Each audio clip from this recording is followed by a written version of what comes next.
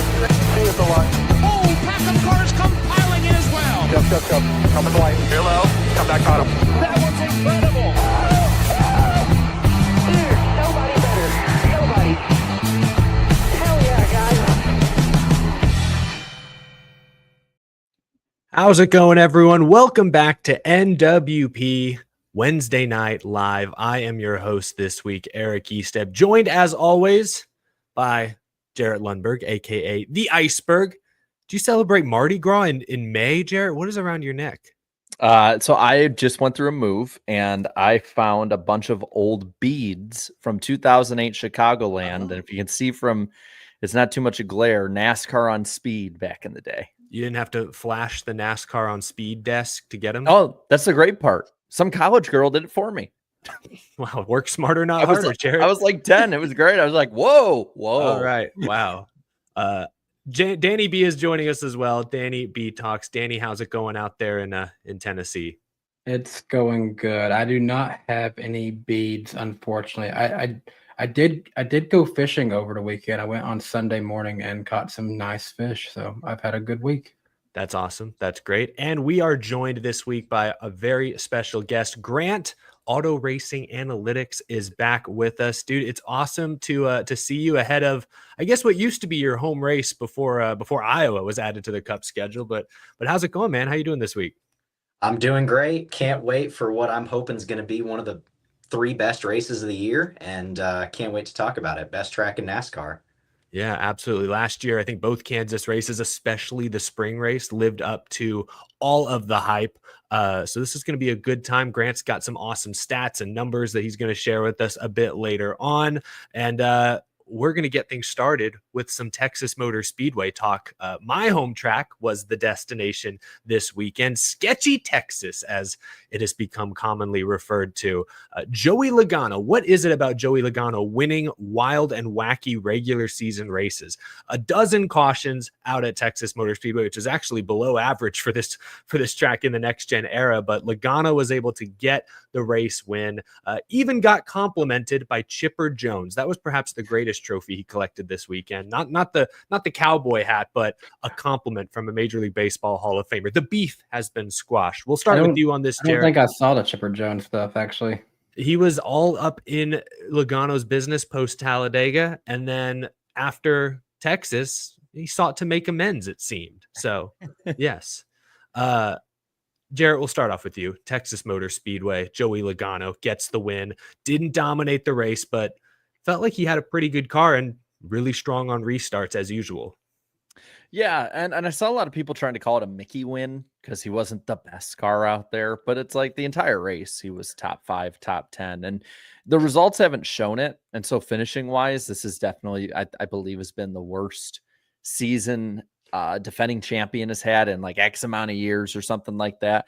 But at least from the eye test, it seems like the speed has been better. It's just something happens because he's been so good at the stages and the stage points.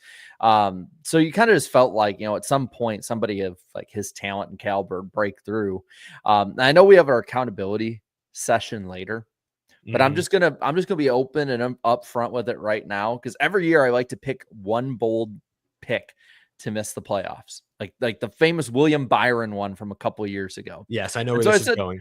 Yeah, I said screw it. Let's do Joey Logano. I know it's probably not going to happen, but there's an actual argument to be made. That he's the weak link right now, especially at Penske and all that. I admit it, I'm wrong. Penske seems like as a total team, if you even include Barry in the 21, I'm still getting used to that. Has been pretty solid this year. More, I would say, as a whole team compared to last year. I mean, you look at Ryan Blaney and how well he's, up there in the points generally. And he's doing that with 4 DNFs so far. Cindric so far seems like best season. Barry wrecked out while leading. So like the Penske team as a whole, they've been on it as of late, and this season, I think they've been better, honestly, overall this season than they were last.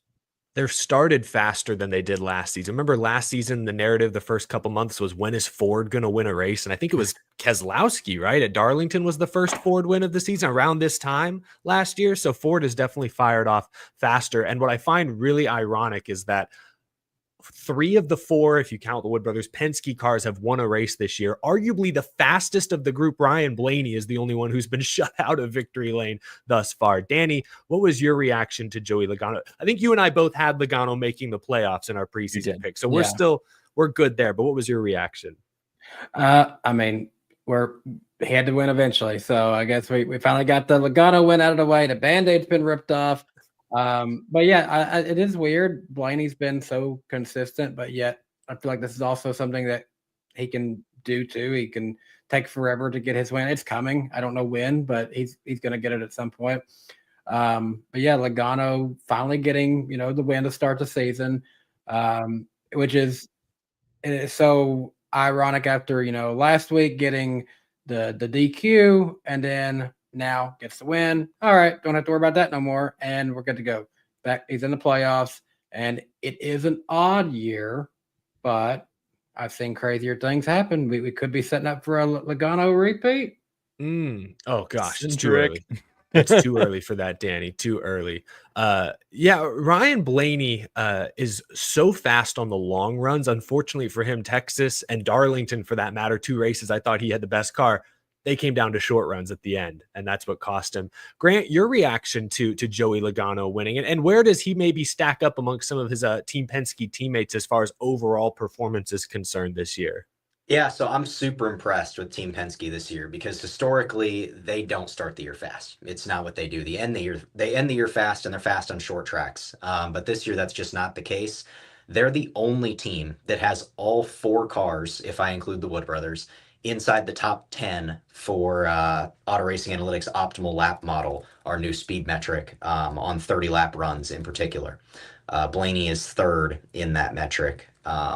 They've been very fast this year all the way around. Logano himself at Texas was the 11th fastest car, which shouldn't really be a surprise to anybody. I mean, we know that he wasn't the fastest guy out there, but this is what this team does. I mean, we think about all the races that Jimmy and Chad won over the years where they weren't really that fast. They just kind of hung around all day, waited for everybody to beat themselves, got good at the end, a restart went right, and all of a sudden you find yourself in victory lane. It happens all the time.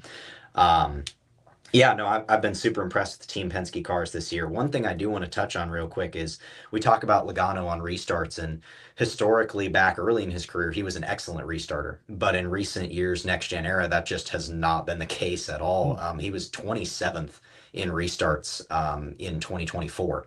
So it just hasn't been there. But this year he's been off to a better start. Texas was his best restarting day of the year, gaining 11 spots on the day. So a very impressive performance out of him. And he had to work for it too. Michael McDowell was able to nab the lead despite being on only 2 fresh tires, and then ran Joey Logano all the way down off the racing surface down into the marbles on the inside wall there. Logano kind of getting a taste of his own medicine there with that sharp block there from Michael McDowell. But I want to talk badass. I got to admit, real quick, that was a pretty badass pass. Logano made. It was like we'll talk more about Texas Motor Speedway and the quality of racing. Like, I don't know that Texas is I don't know that it produces good racing, but the past couple of years, it's produced a lot of those kinds of moments that make you go, whoa, either the leader, Josh Berry, wiping out on his own, Kyle Busch going forward in 3rd, spinning out, or in this case, Michael McDowell losing all of his momentum and having to throw the block from hell to try and stop Logano, and almost made it work. The McDowell thing was sad. You knew he wasn't faster than all those cars, but somehow he was out there. You thought maybe there's a hope and prayer, something wacky can happen. Michael can win. Oh, no, there goes Logano. It's over. And then you're like, you're accepting, okay, that was fun while it lasted. And then bam, he just like tries to imitate 08 for himself all of a sudden. So yeah. Yeah, I mean, the wacky thing was McDowell beating Larson on that one restart where Kyle Larson didn't get the best jump. He didn't have Blaney there to push him. And it was, I think, Reddick pushing McDowell that got them clear into turn 1. That was the wacky moment where you're like, oh, like McDowell's race, older tires should have been over already. But because of that great restart, he gave himself a shot at it and just just didn't have enough car at the end to hang on. Before we move on to some other top finishers, though, I do want to shout out our lovely viewers who have begun filing in here for our episode of NWP. We've gotten a bunch of super chats as well already. Our first super chat stage break is coming up roughly halfway through the show, so we will for sure read and react to your comments then, but we really appreciate your support. Larson had a skill issue I see in the chat. So I don't know, that's, I mean, we can talk a little bit about Kyle Larson because he did lead the most laps in this race, I think for the third straight year. I want to say last season, Texas turned into a disaster for him. He had a loose wheel on pit road. I think later he got caught up in a crash. This time around, he was up there, had a shot, was in control of the race. Just one restart did not go his way. I don't know. Any reactions to Larson maybe having the fastest car, one of the fastest cars, but not getting the job done? I mean, it seemed like a lot of people were saying that the 71 had jumped the restart, but I mean, even those around him for the most part were like, it seems like it was pretty bang bang if anything. But I so wanted Michael McDowell to win that race. I'm like, not upset that Joey did. A lot of people did, I think. But I'm just I when it was like 10 or so to go and whatever, and like even 7 or so, I'm like, all right. And then it's like by the time you get to 4 to go, you're like, that could actually happen if with the dirty air and the blocking and everything. But I mean, at least we saw Austin Dillon win with Tyler Reddick behind him. So I mean, at least he went out in a blaze of glory instead of just puttering into the back of the pack, kind of like the Damage 24 did at one point during the race, where he was like holding up the entire top 17 or 18, and then 10 laps later. By the way, William Byron is P11 right now. It's 2 years in a row at Texas. McDowell has wiped out in a blaze of glory, as you could say, going for the win. So, I mean, one of these years he'll finish a race in the Lone Star State. But let's transition quickly to second place finisher Ross Chastain. I think we could have an interesting conversation around Team Trackhouse, broadly speaking. Chastain said after the race that Trackhouse's Saturday speed, their unload speed at the beginning of the weekend, is, quote, terrible. He said that all three drivers are not comfortable in qualifying. And I think we kind of saw that. But Suarez and Chastain grinded all day. They both get top 10s. Chastain, obviously, second. So they get good finishes. That's kind of been the story of Ross this year. I don't think he has a top 5 car ever, but he's scratched together some 6th, some 7th, a second place finish. He's teetering on the top 10 in points right now. I'll start with you on this, Grant. What have you seen from Trackhouse this year? Is the speed truly lacking? Are the drivers and crew chiefs just getting the absolute most they possibly can out of those cars?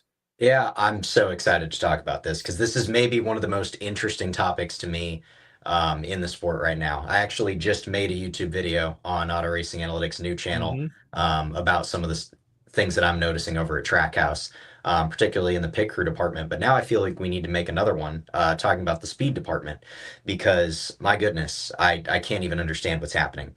So right now, Ross Chastain has what is the 18th fastest car in the series. And he's put that thing, is he top 10 in points right now? He's 11th. Yeah. Suarez is no better. He's the 22nd fastest car on non-drafting ovals. And SVG is, he's faster than Cody Ware. So that's good.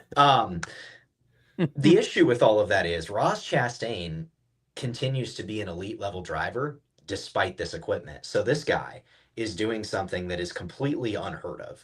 So the most positions someone has ever net on restarts in one season is Ryan Blaney back in 2022. He netted 121, I believe. Right now, Ross Chastain has gained 74 positions on restarts to start the season. Wow. He maintains or improves his position 91% of restarts. So there's only 1 out of 10 restarts does he actually go backwards. I mean, the guy's been a menace all year on restarts. That's 10% better than anybody else. If they could get him a car instead of a Kubota underneath of him, I would love to know what would happen. But yeah, he's a talent for sure. That's a point I think we've heard other folks mention. The Ford engines are all made by Roush Yates. The Toyota engines all come out of TRD. But the Chevy engines are split between Hendrick and ECR. And I think it's clear at this point the Hendrick engines maybe have a slight advantage. That's obviously what Hendrick Motorsports runs, and we know that's now what Spire Motorsports runs, and we've seen them take a huge leap in the past year or so. But the ECR guys are the RCRs, the Trackhouses, the colleagues, and I feel like that's become a almost common complaint now, is that they're just lacking speed. Like they might have the balance down okay, but at these bigger tracks especially, they're at a slight disadvantage there. And I feel like that's also what like Chastain and Suarez were kind of getting at this weekend. Slightly off topic, but Isaac V24 in the chat says, great job on that video, by the way, Auto Racing Analytics. Thanks. So Appreciate it. I know a lot of folks check that out. What am I looking at here on the screen? What's in the center of the screen here for our YouTube audience? This is an Auto Racing Analytics team rankings graphic, and this is how I like to present my stats because it makes it completely visual. If you guys want to go look at the stats, I did a promo code on autoracinganalytics.com. All the stats are available on there. Sign up for the 1,000 horsepower membership, and if you use code NWP, it's just $1 for the month. Oh, and wow, look at that. Yeah, so if you guys want to check it out while we're listening to this and follow along with me, go over to autoracinganalytics.com. All these are on there. But this one's from Trackhouse, and so we can visually see how the drivers are performing. So on long run speed, Chastain mid-pack just ahead of, or long run and short run speed, Chastain mid-pack just ahead of Suarez, and Suarez a little bit slower on the long runs. But we can see over on the intermediate tracks, Suarez has Chastain beat in raw speed. Short tracks, though, Chastain's been quick this year. Then we see on restarts, Ross has been second to none. Passing and defending, Ross and Suarez have both been pretty good. Historically, Ross Chastain, yes, is the best defender in the Cup Series. He's had a couple bad days this year. Particularly Miami was just an atrocious day for his defending metrics. So those are gonna get a lot better, I think. But you'll notice he and Suarez are pretty close there. And then the pit crews as well and the crashing metrics. So the closer you are to the edge of the circle, the better for all stats. And we may show a few more of these throughout the night, but if you guys want to go look at those, autoracinganalytics.com, code NWP. In this case, I'm just trying to get clarification. Is Ross great at crashing or great at not crashing? I'm just trying to clarify that. Crashing. We'll see if that holds for the rest of the year, because historically it doesn't. But so far he's great at not crashing. That's great. That's awesome. We appreciate that visual there. And yes, I will shout out as well. Code NWP for NASCAR Weekly Podcast at autoracinganalytics.com. That's awesome. That's exciting. Definitely go check that out. Some great visualizations there of some full season team and driver data. Trackhouse, though, second place for Ross, I think 9th for Daniel, maybe 10th. I forget exactly. I don't have it pulled up in front of me. Decent results, all things considered, but the speed definitely lacking. Something to watch as the season continues. Guys, there were a lot of moments at Texas that we could spend probably half an hour each dissecting, analyzing, talking ramifications. Like Kyle Busch, man, looked like he had a top 5 going. Crashes in the closing laps. That was a huge bummer. We already mentioned Josh Berry wrecking from the lead. There was a big moment I felt in the mid portion of stage 3 during that cycle of green flag pit stops where Jesse Love spun just after several leaders had made their pit stops and were already a lap down. It kind of ruined what could have been good days for Ty Gibbs, Carson Hocevar, Ryan Preece. I think Byron and Elliott may have also been impacted, though they had already, Elliott was only up there because of 2 tires and Byron had damage from a pit road incident. But Gibbs, Hocevar, and Preece in particular, I think had top 6, top 7 runs going, and unfortunately don't get the results. In fact, we then saw Preece and Hocevar get caught up in a crash in the back of the pack. Jared, any big moments from this race that you wanted to spend a little extra time analyzing? I mean, the one that we had kind of talked about last week after Talladega, I'm going to say it again. I mean, I'll put the points on the board, and we can wait a long time for his name to pop up. Brad Keselowski's cooked so far. They can get a win at some point, but I mean, it's really bad. Sorry. I went through. He's just in mourning. I went through and I looked at like the non-stage points. Like if you took the stage points out and just look finishing, and Brad Keselowski is something like 2nd or 3rd worst. Like Cody Ware, I know was behind him, but I think SVG might be ahead of him with just points scored or near him. I don't have it off the top of my head. He's pitiful right now. I mean, just absolutely pitiful.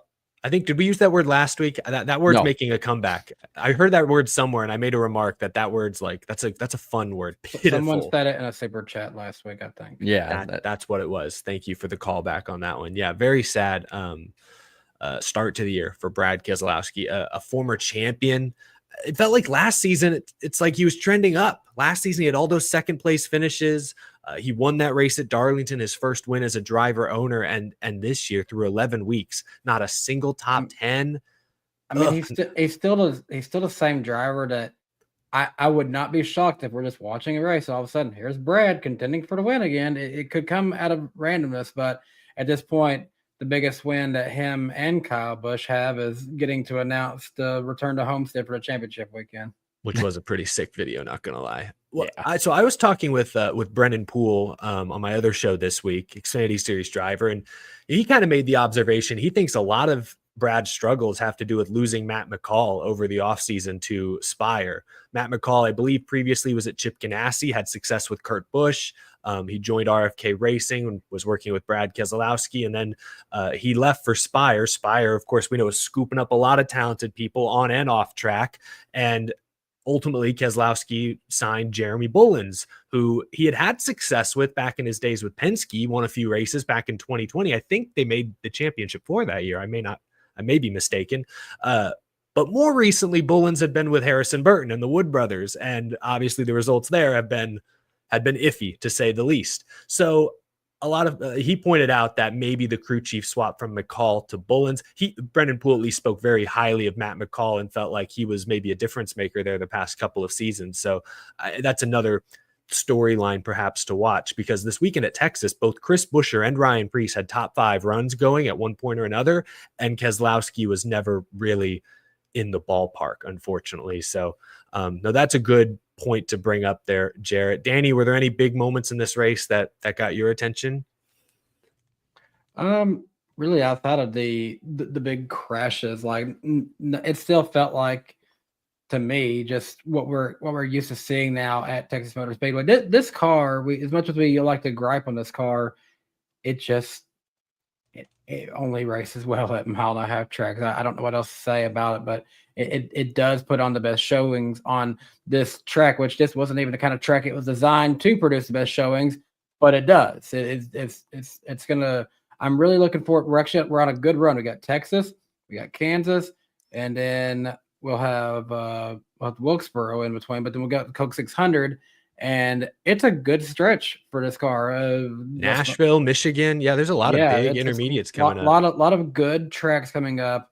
If you want to watch some of the best racing of the season, tune in now. Get your nostalgia fix in for Wilkesboro. You're not going to see a good race.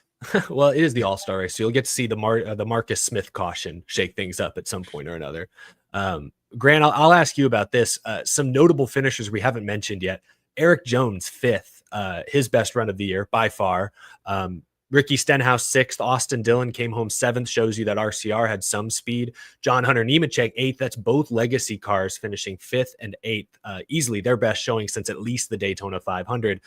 Any names there, or perhaps another name that jumped out at you that seemed to have more speed than we're used to seeing? Yeah, I'll talk about the legacy cars. As a few of you probably know, I've worked with Legacy in the past. No longer doing that, but it was a great run and enjoyed my time there. But ultimately I'm still a college student, so I can't fully commit to a race team full time.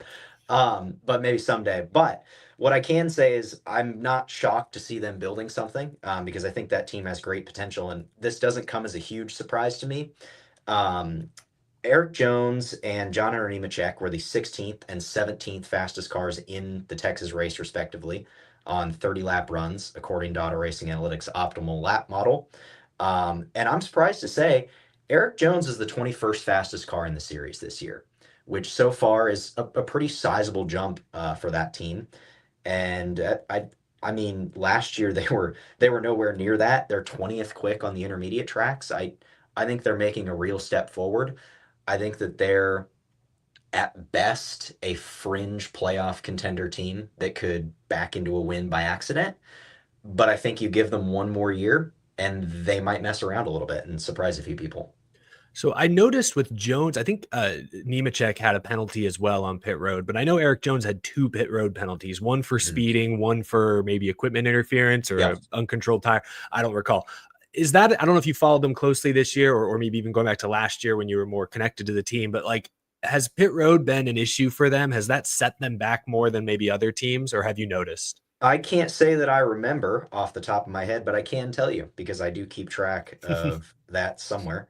I didn't mean to put you on the spot. I just Yeah, wonder because it's Jones, okay. like, he passed a lot of cars considering the So setbacks that he experienced. That's what impressed me the most. So I just tracked speeding penalties, and so far, Jones in the 2025 season, Jones and Nemechek both do rank as one of the 10 most penalized teams in the I could believe season. So Got to I clean guess that that's up. not shocking. Nemechek is he's actually getting a speeding penalty in 1 out of every 5 races, so that's not optimal.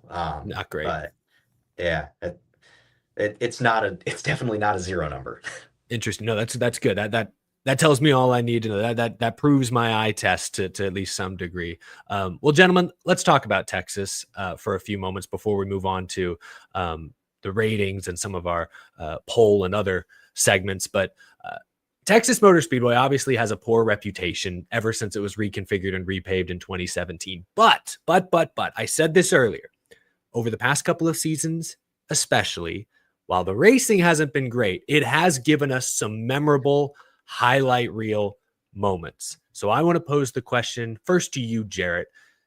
Texas Motor Speedway is still an unpopular track amongst core fans and drivers for that matter, but is Texas actually a decent track? And should anything change?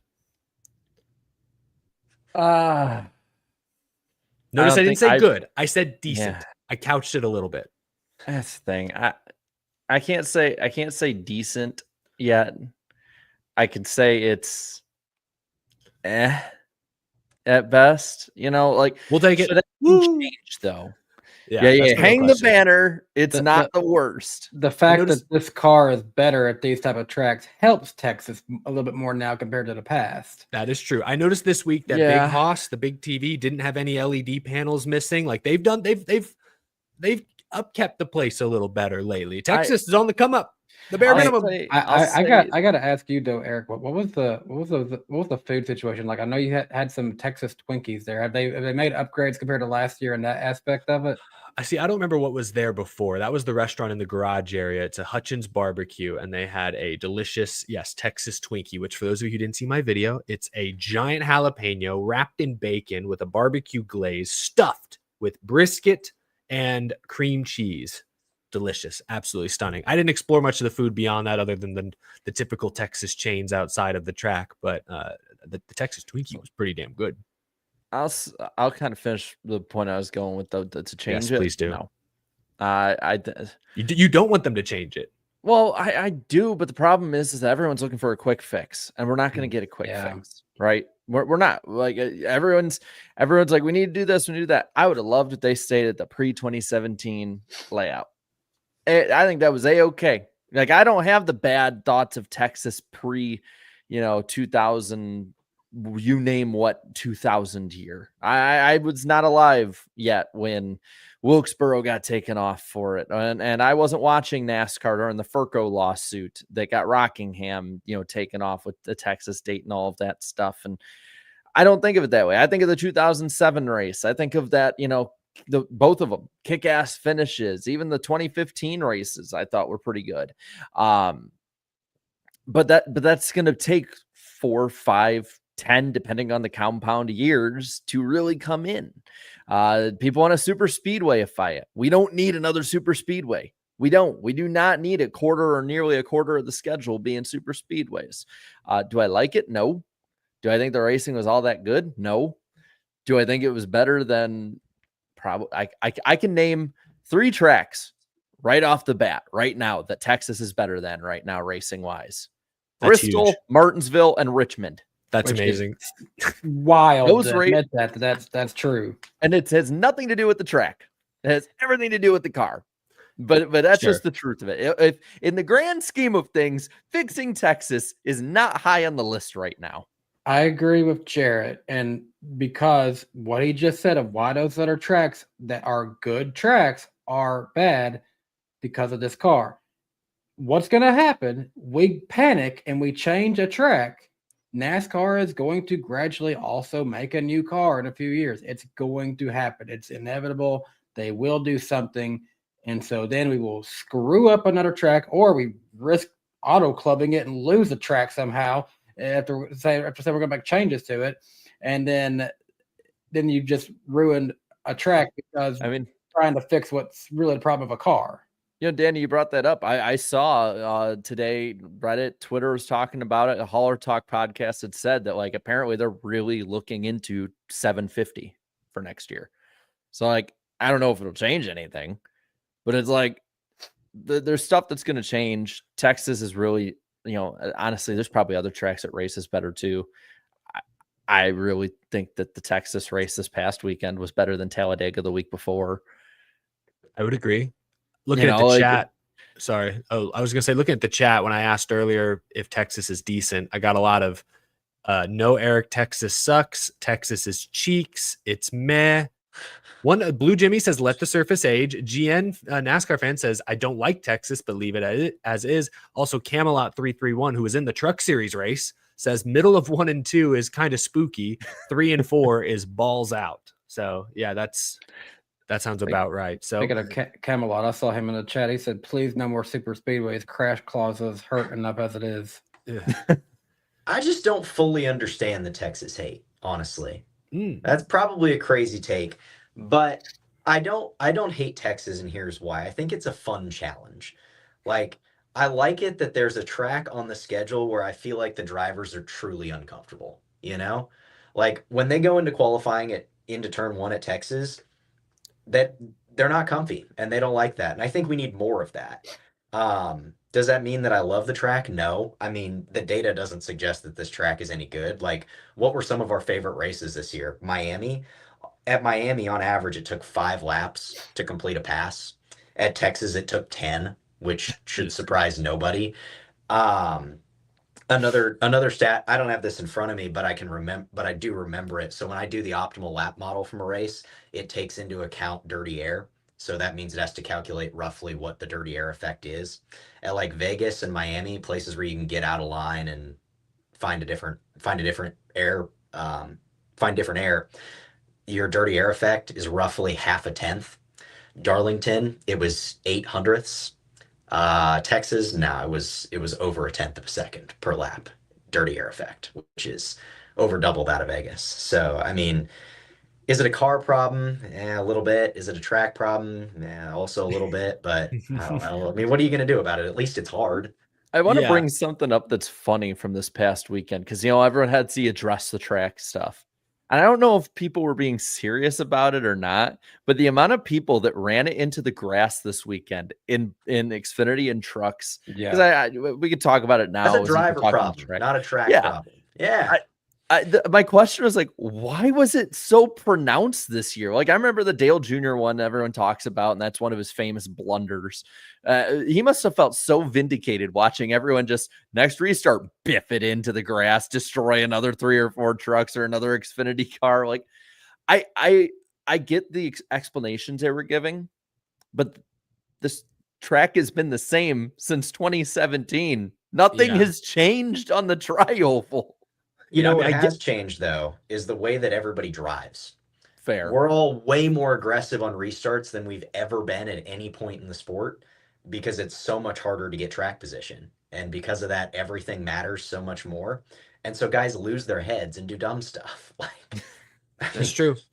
And Texas has, especially on restarts, fresh tires. It's a fight for the white line in turns 1. And I think that's what leads to guys sort of trying to turn left as soon as they can, get under guys as soon as they can. It's a fight for the bottom because it is sort of a one groove track early in runs. On that point you made, though, Grant, about Texas being challenging, that is a positive of this current configuration. I think it was Ryan Blaney I talked to on pit road after the race who made kind of the comment, or he was kind of explaining how, like, the bumps in 3 and 4 especially are treacherous. Everyone knows they're there, but if you set your car up in such a way that it goes over those bumps smoothly, it's going to be way too off the track in turns 1 and 2, and you're going to lose a ton of time in turns 1 and 2. So it's a give and take because both sides of the track are completely different. You have to run, you have to be aggressive on your setup in 1 and 2. That just makes the bump and 4 so much more sketchy. So it's a give and take. It's a challenge for not only the crews, I think, or the crew chiefs, the engineers. It's also a challenge for the drivers, understanding when in the run they can maybe dip their toe up higher. I think early in the runs, maybe when air pressures are lower, that's what bit like Kyle Busch in 4 when he tried to jump up there half lane high shortly after a restart. It's like it all has to be situational, which is in a way a challenge. So I'll say that is a positive thing about Texas. I just wish whenever a driver makes a mistake, like hits the bumps wrong, I wish they had a chance to catch it. That's the only problem is they don't have a chance to get you get out wide out of the groove, you're done. You're not just like losing a few spots, you're in the wall or backed into the fence. It's very unforgiving, I'd say. Eric, your home tracks, like now it's just advertising for you. The amount of guys that I mentioned, they're struggling getting out of the groove this weekend was crazy. Like, I mean, this has worked out perfectly for you. Cha-ching every time they say it on the broadcast. I'm like, yep, yes, please. That's a subscriber right there. But guys, I want to ask you about this off topic a bit. We'll get to the ratings in a moment, but I really quick want to touch on this because I saw a decent amount of the broadcast while I was there, but I didn't watch. I was in person. Obviously, I didn't see the full broadcast. First race in the post Artie Kempner Fox era. I saw the clip with Jamie McMurray holding a baby kangaroo in the grandstands. I'll admit I chuckled. I thought that was absurd enough that it was actually worthwhile content. But other than that, did y'all notice any issues with the broadcast this week, or was it okay? That is what storytellers call foreshadowing, showing a Joey on screen. As a baby kangaroo is a Joey. So a lot of people I saw commenting about it and how much better it was. And I think there were some things that were better. I noticed they didn't miss an accident, which they should be able to see most of them, but that's better than especially the week before. They didn't go to commercial with 5 to go. That was nice. Or 9 to go, I should say. It's a 5 to go. That was nice. I thought there were slight improvements. I don't think there was the night and day difference people said there was. I think there was good change. But I think a lot of it too is just the rose-colored glasses of not having the same person yet. And if anyone had not been told, they'd be like, "Oh, it was a decent broadcast." It's the placebo effect. You were told that it's a different director, so now you're like looking at everything like you're saying through rose-colored glasses, even if it's kind of the same as it's usually been. There were 17 commercial breaks during the race were counted, which is not great. Okay. There were a lot of full screen ones throughout, though I don't think there were a lot of full screen ones at the last stage as much. This was a cable race as opposed to a broadcast race, which usually means there are fewer commercials, usually. So hopefully that was a positive difference. But okay, I'll have to go back and watch more of the broadcast. What I did see in here, it sounded like Mike Joy was pretty into it when there were big moments. Like he was reacting and emotional. When Kyle Busch wrecked, you could hear they had just kind of given him the announcer jinx, and so there was like there was some good stuff. It felt like they were into the race. There was action, and they were all over it. So that's always a pet peeve of mine. It felt like they covered it well in that regard. Well, while we're talking TV, let's talk ratings for a moment, because TV ratings were kind of a big talking point after this weekend. We'll start with the Cup race. 2.56 million viewers on FS1. That's an 11% increase from the 2024 Texas race, which was slightly earlier in the season. 18% of the viewers were in the target 18 to 49 demographic. So that's pretty much, NASCAR is usually right around that 20% mark. Pretty typical. This was the most watched Texas race since the 2021 All-Star race. I think that was the race where we had the I Can't Drive 55 on the pace laps. Was that what that was? Don't remind me of that. The Sammy Hagar one? Yes, the Sammy Hagar pace lap concert. Yes. Well, going back to the Fox situation, that was a Fox move, wasn't it? That wasn't a NASCAR thing, That right? had to have been. Probably.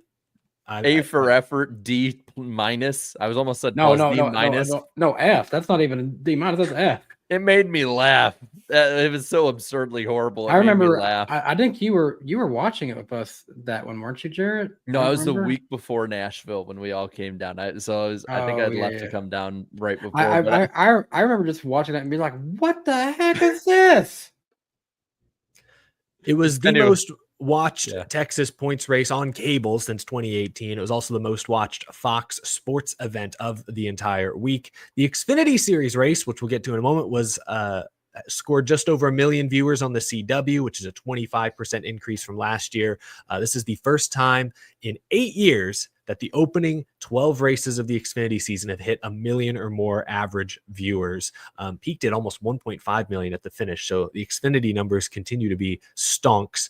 Truck Series, 331,000 viewers on FS1 Friday night. How about the famous iceberg poll? How did our viewers react to the Cup Series race at Texas Motor Speedway, Jarrett? Pretty good. I think I got the numbers there. I'm going to pull up the advanced numbers on it because I have lists now of like. You're trying to impress because Grant is here. You're like, I got to show off like the advanced numbers for the poll. It was a good week to start finding where they rank all time. So let me pull that up while you get to the results there. We got 9%, or I'm sorry, 11,000 votes on the iceberg poll. 9% of voters said this was a great Texas race. 48% said it was a good race. 28% said average. And 15% had a negative perception of Sunday's event. That's a 57% net positivity rating against 15% negativity. That's got to be higher than the past few weeks worth of races, right, Jared? Higher than Bristol, higher than Talladega? Yeah, so looking at the last couple weeks, positivity-wise, Martinsville, we had 60%, Darlington, 58%, Bristol, 19%, 52% for Dega, and 57% for Texas. Hang the banner. It's where's that? There we go. Hang the banner. Going he's down got a banner. He's got an actual banner for it. Yeah, we have a hang the banner. Looking at the Texas races all time at the poll, we've done 10 now. This ranked 7th of those 10. Only above 2019's fall race and the 2 races in 2022. Actually, I'm pretty sure in the post-COVID era that all-star race was the all-time lowest positive at 15. That was was that the Blaney win? Yep. Yeah, I was there. Now, looking at 1.5 mile tracks all time at the poll, this is the 55th race we've done with it, and it ranked 44th on the positivity all time. Hang the banner. Oh, no. It's not as worth celebrating. The amount of Texas races, though, underneath that, the 3 of the 10 or 11 underneath it, it's ranked in the middle. Hey, the track is entering its prime. Did y'all notice on Friday night there were weepers? They couldn't get the track dry. The surface is aging, baby. The blast. We're getting somewhere. Past. I will say, I tweeted this week during the truck race that I thought that the surface was aging because it looked different on TV. Mm-hmm. Raja Karuth commented under the post, said, absolutely, definitely is. The next day, Jesse Love comments, no, it's not. So I'm not really sure what the consensus is. Well, William Byron said kind of both. He said, like, it's aging, but like not like any other track I've seen. Like that was sort of his interpretation. So is it aging like fine wine then? Is it just aging that well? I don't think that was what William Byron was. I think it's aging like Courtney I don't know. Cox. They had to try and give it a facelift. Then they went, no, go back.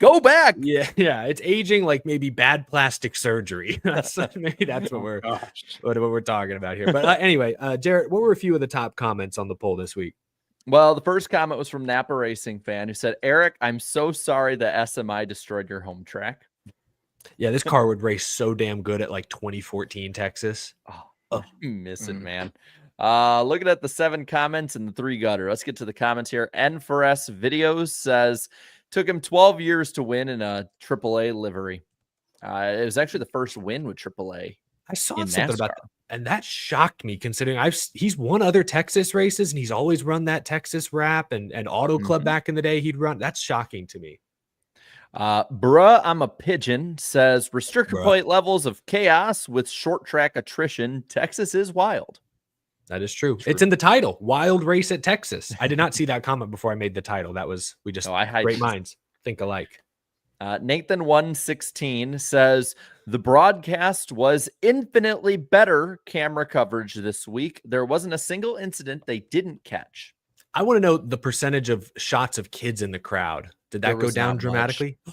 The shot of the crowd they actually showed the most was when Buescher had his flat tire. They showed a row of Buescher fans being like, no, no. And I'm like, Yep. please show more fans in like desperation. Like that the that's Chase Elliott one appropriate. back in the day. The Chase Yeah. Elliott montage a few years ago. Like do that with Larson fans when he inevitably spins himself out at Michigan or something this year. Like do that every Show time. them all leaving, because when something goes wrong with Kyle Larson, they just leave. Like, they don't stay around. They got a Remember- sprint car race to get to later that night.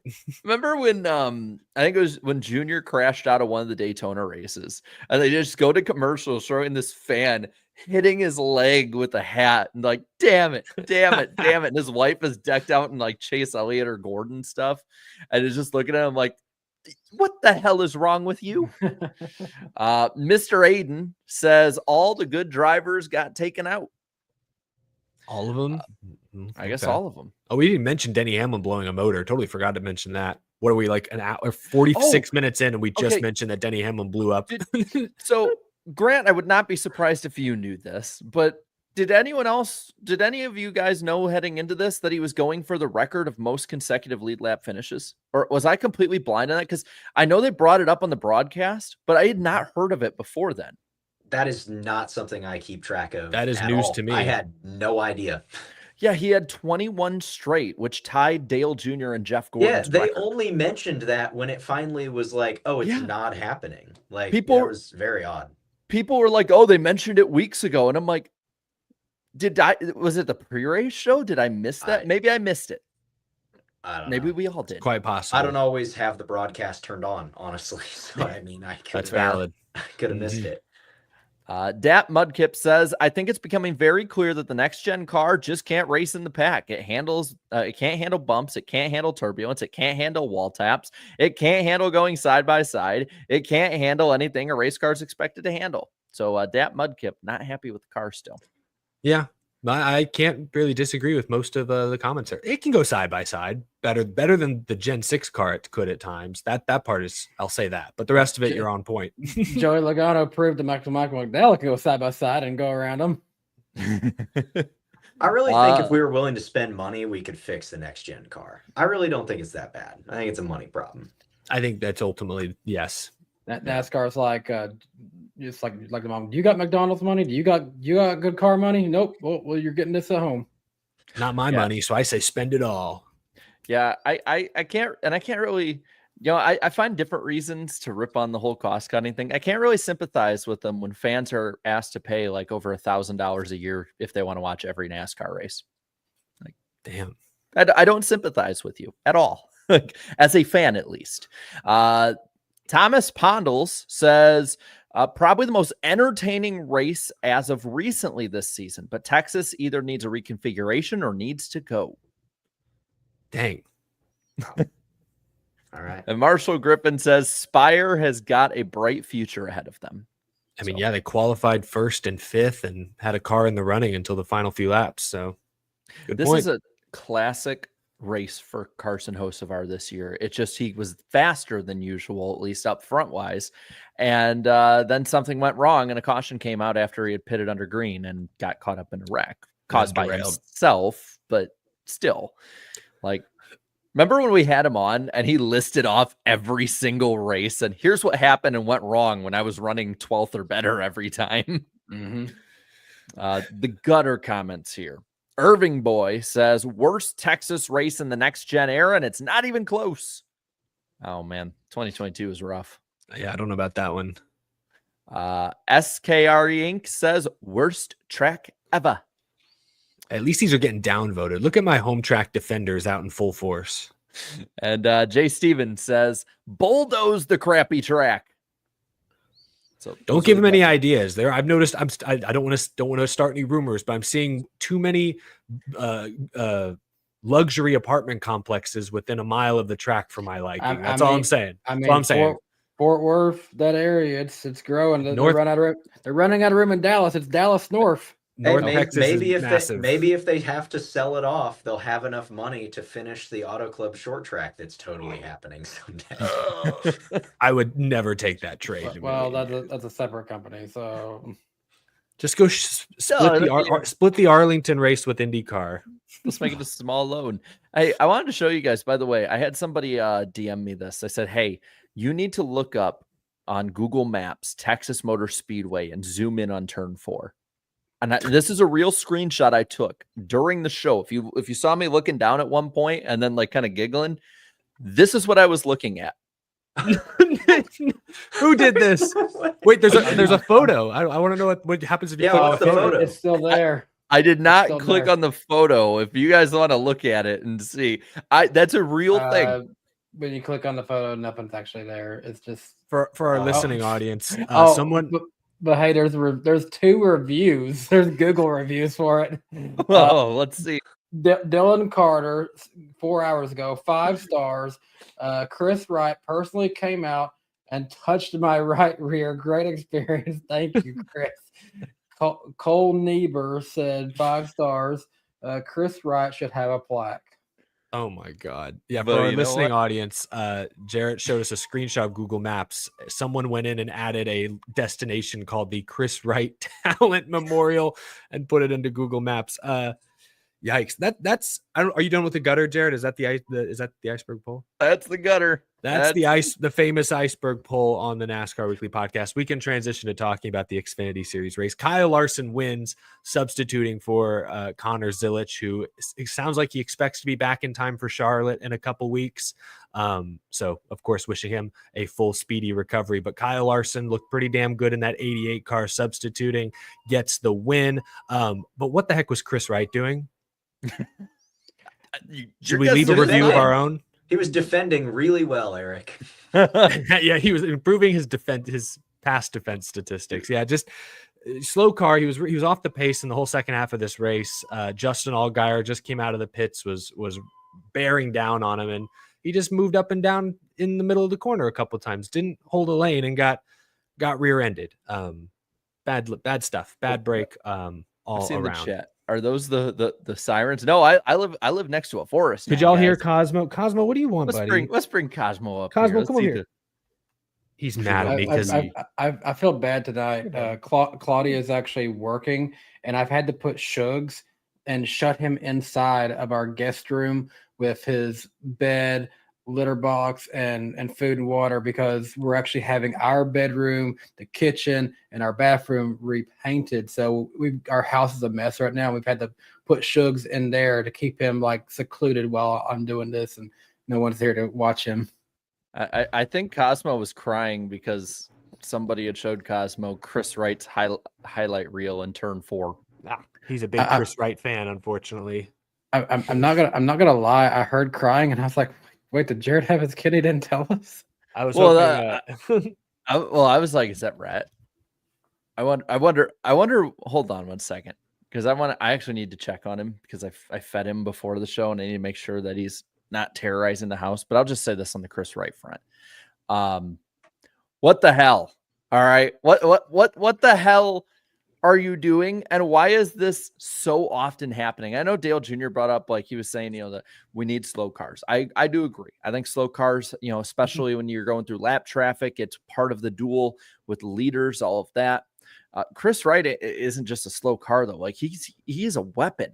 I mean, remember Daytona, where he had 3 different stories as to why he caused a crash heading into the pits. All the issues he had the first 3-4 races of the year. This one here, he's just not good. And I hope that everyone keeps up the same energy we've had for like the last, I guess, full season now so far this year, of just calling him out on this, because it's a danger out there. There were so many times. Remember at one point, I think they went 3 or 4 wide around him in turns 1 and 2 because he was going so slow and he was just parking it in the middle of the racetrack. And it's like, and people are like blaming Justin Allgaier for it. What? That's a tough one. I don't think you can really blame Allgaier there. Like, because of how he was as a driver and the internet's reaction, we essentially saw the internet cancel Drew Dollar a couple years ago. It's like we're heading this same direction of Chris Wright now. Man. Well, Chris Wright, unfortunately, part of the low light reel for the Xfinity Series race. We talked about the grass. The turf monster played a role in that one. It also played a role Friday night in the Craftsman Truck Series race. That race was won by as Jarrett puts his headphones back on. Corey Heim. It's Heim time, baby. His third win of the season. He could have half a dozen at this point. Another dominant showing at one point in the race, it was Heim with like a 10-second lead over Hocevar with like an 8-second lead over third place. Like it was a 2-car, really a 1-and-1 truck breakaway at the front of the field. As we got, look, Cosmo, there's Rhett. Can you see Rhett through the internet? Do I need to go get Shugs? Cosmo's mom is not home, so he's locked in this room with me, and I think he's getting a little restless. All right. And animal hour here, Animal House on NWP.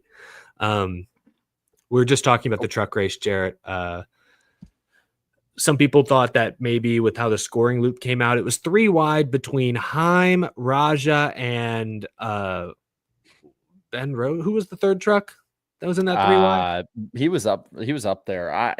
So here's my thing. It's like with the scoring loop thing, I feel like they can develop like something that's technology wise a little further along than just having to go towards a scoring loop for it all.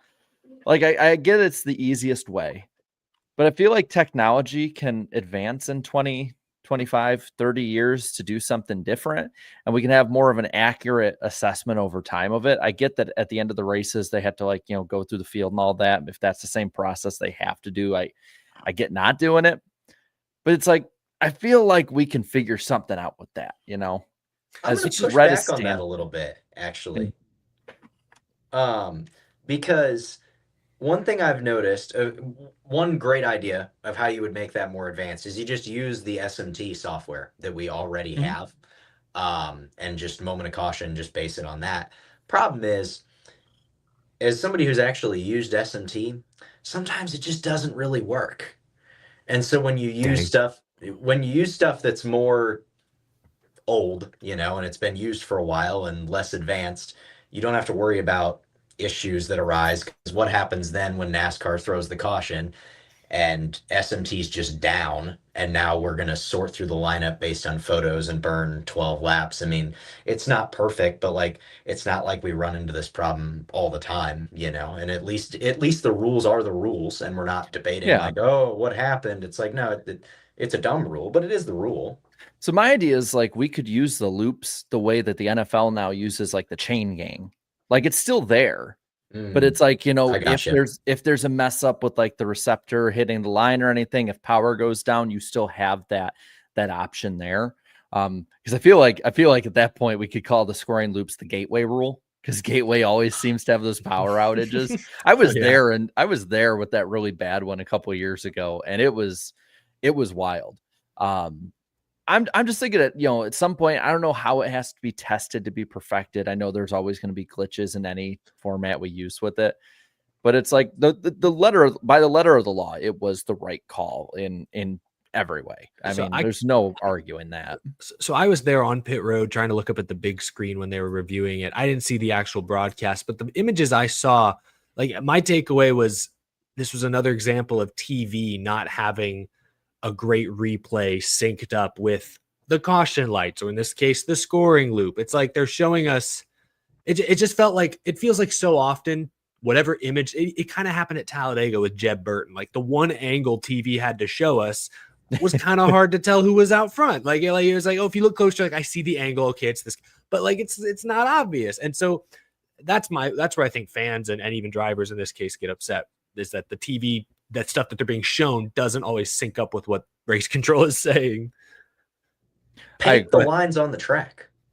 The scoring lines? Yeah. Why don't they do that? Why don't they do that? Because then at least TV could find them and know where they were. Or they could have a camera. They could have a freaking whatever, just a security camera, trained on each timing line, kind of like they have at the start finish. They have a dozen cameras at the start finish line, put one at each timing line, and hope that it doesn't crash on the final lap. Hope you, and just go to that.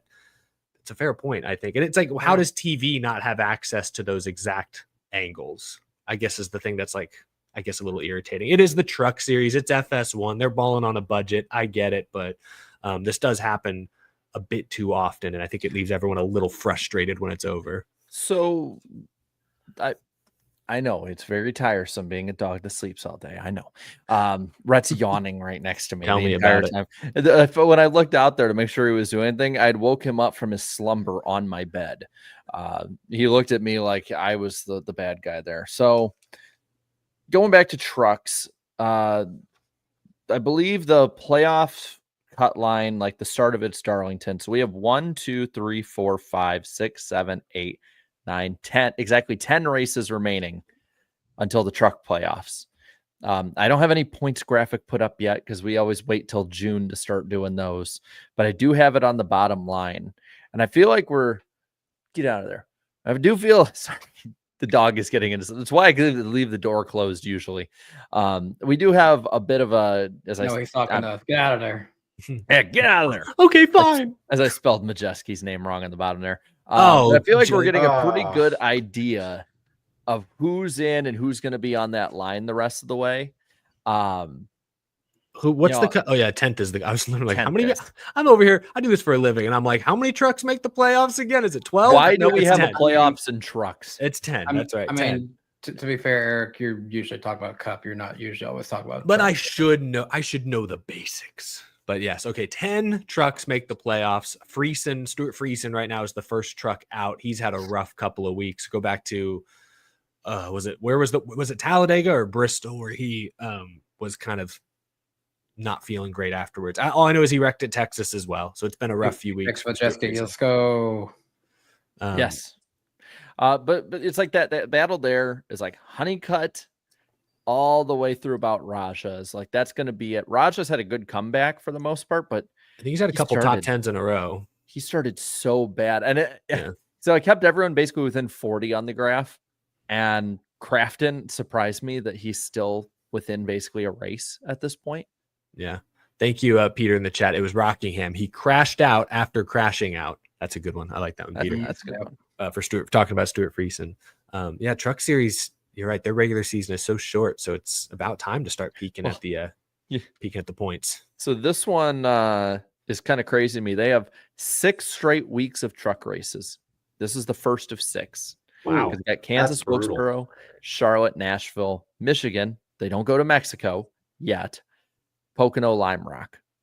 So like we're gonna know probably by Father's Day, like pretty much who's gonna be the who's who and in and everything. I mean, we already know the winners and all that, but if you are a diehard truck fan, these are some crucial weeks that you need to be watching.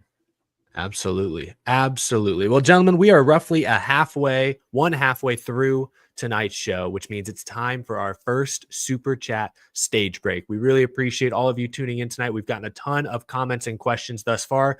Jared, if you put a timer up, I'm going to read for the next few minutes, beginning pre-show with Robbie Uribe. Says Auto Club is sorely missed. The 2 Mile Oval fit the next gen perfectly. Great racing, ideal SoCal weather. NASCAR didn't want to spend or invest, but fixing the backstretch could have saved it. Perfect for title rotation. Yeah, I mean, they got over $500 million for that land, and they still are sitting on some of it. They could theoretically sell for even more money.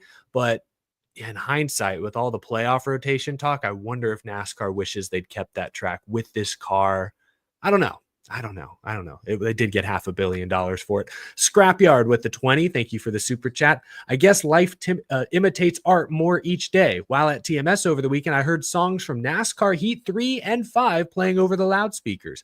All In by Naked Walrus and Earthquake by Matthew, respectively. Interesting. Matthew It's always S. cool. I know a lot of the artists they used in the NASCAR Heat games were kind of indie, like unsigned, smaller artists that sort of fit the right vibe. So it's cool that some of them have like, I don't know what's the word, like transcended, the small community, relatively small community of the games. That's pretty cool. Bailey Reichert, thanks for the 5. A true stat: Anthony Alfredo and Ty Dillon have more laps led this season than Brad Keselowski. I'm not even going to bother fact checking. I believe it. I believe that is true. Here's another question from Bailey. Out of the 4 former Stewart Haas drivers in new places, who has underwhelmed the most? It's not Barry. He obviously has a win this year. Can't be Josh Berry. It's not Preece either. No, Preece has been really good lately. And Chase Briscoe's at least holding on to a playoff spot. And for the time being, It has to I be don't- Noah, right? I don't think anybody's truly underperforming yet. I mean, all the front row cars look really, really similar. So I don't know. That's the thing. Noah's at front row, and isn't this their first year with 3 cars? I mean, I feel like going that big, you shouldn't expect that much from them right now. I mean, the preseason stuff for Briscoe was like, hey, you should be winning races and be up there in the points and all of that. So I guess you make an argument. He's in the playoffs right now. I think it's probably Noah, but y'all are right that like front row also probably has the lowest expectations of RFK, Wood Brothers. I guess you could argue for Chase Briscoe because I mean he is in a JGR car. He should be winning. So tie. Indy Carson with the super chat says, congratulations, Auto Racing Analytics, for top 10 for both drivers of Legacy Motor Club. Happy Mother's Day weekend, all the moms and NWP hosts. Moms. Well, thank you for that, Indy Carson. Yes. Grant, I mean, you helped build the foundation over at Legacy during your They're time forever there. in his heart. I don't know about that. I don't know that I did a whole lot. To me, I think you should get credit for this top 5 finish this weekend. That's how I feel about it. I'll take what I can get, I guess. Alex Luff, thank you for the 10. Joey Logano is the winner. That's all that matters for me. And Gordy. Okay, Gordy, new character alert. Also, regarding my Buc-ee's blasphemy from last week, I've never been in one. I'm used to regular supermarkets like Hannaford or Publix. I do feel bad for Alex. I think we laid into them a little too hard for their Buc-ee's blasphemy a week ago.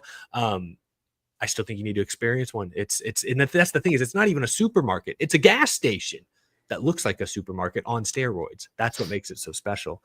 We're almost at 4 minutes now. All right. Well, I'm going to get through a few more here because I can definitely appreciate Buc-ee's. When I had to leave at 2 a.m. to go to Lake Chickamauga on Sunday, it being open 24/7, a nice, clean bathroom, get the cheapest gas around. It was perfect. I would sleep on the floor of their bathrooms. It's so clean. It is so clean in Buc-ee's. The first time I went in there, I was like, I'm expecting you go to a gas station bathroom and you're expecting to smell piss and sadness. And instead I walked in there and I'm like, it's lavender and lilac. I got a Buc-ee's bathroom story from this weekend, but I'll say it after the show. Oh, we got bathroom talk on NWP After Dark. SW with the 2 says, bring in the Joey. Kangaroo. If they ever brought emojis back for playoff drivers, they should make Joey Logano's a kangaroo after this weekend. Hibbity happity. This championship's my property. Okay.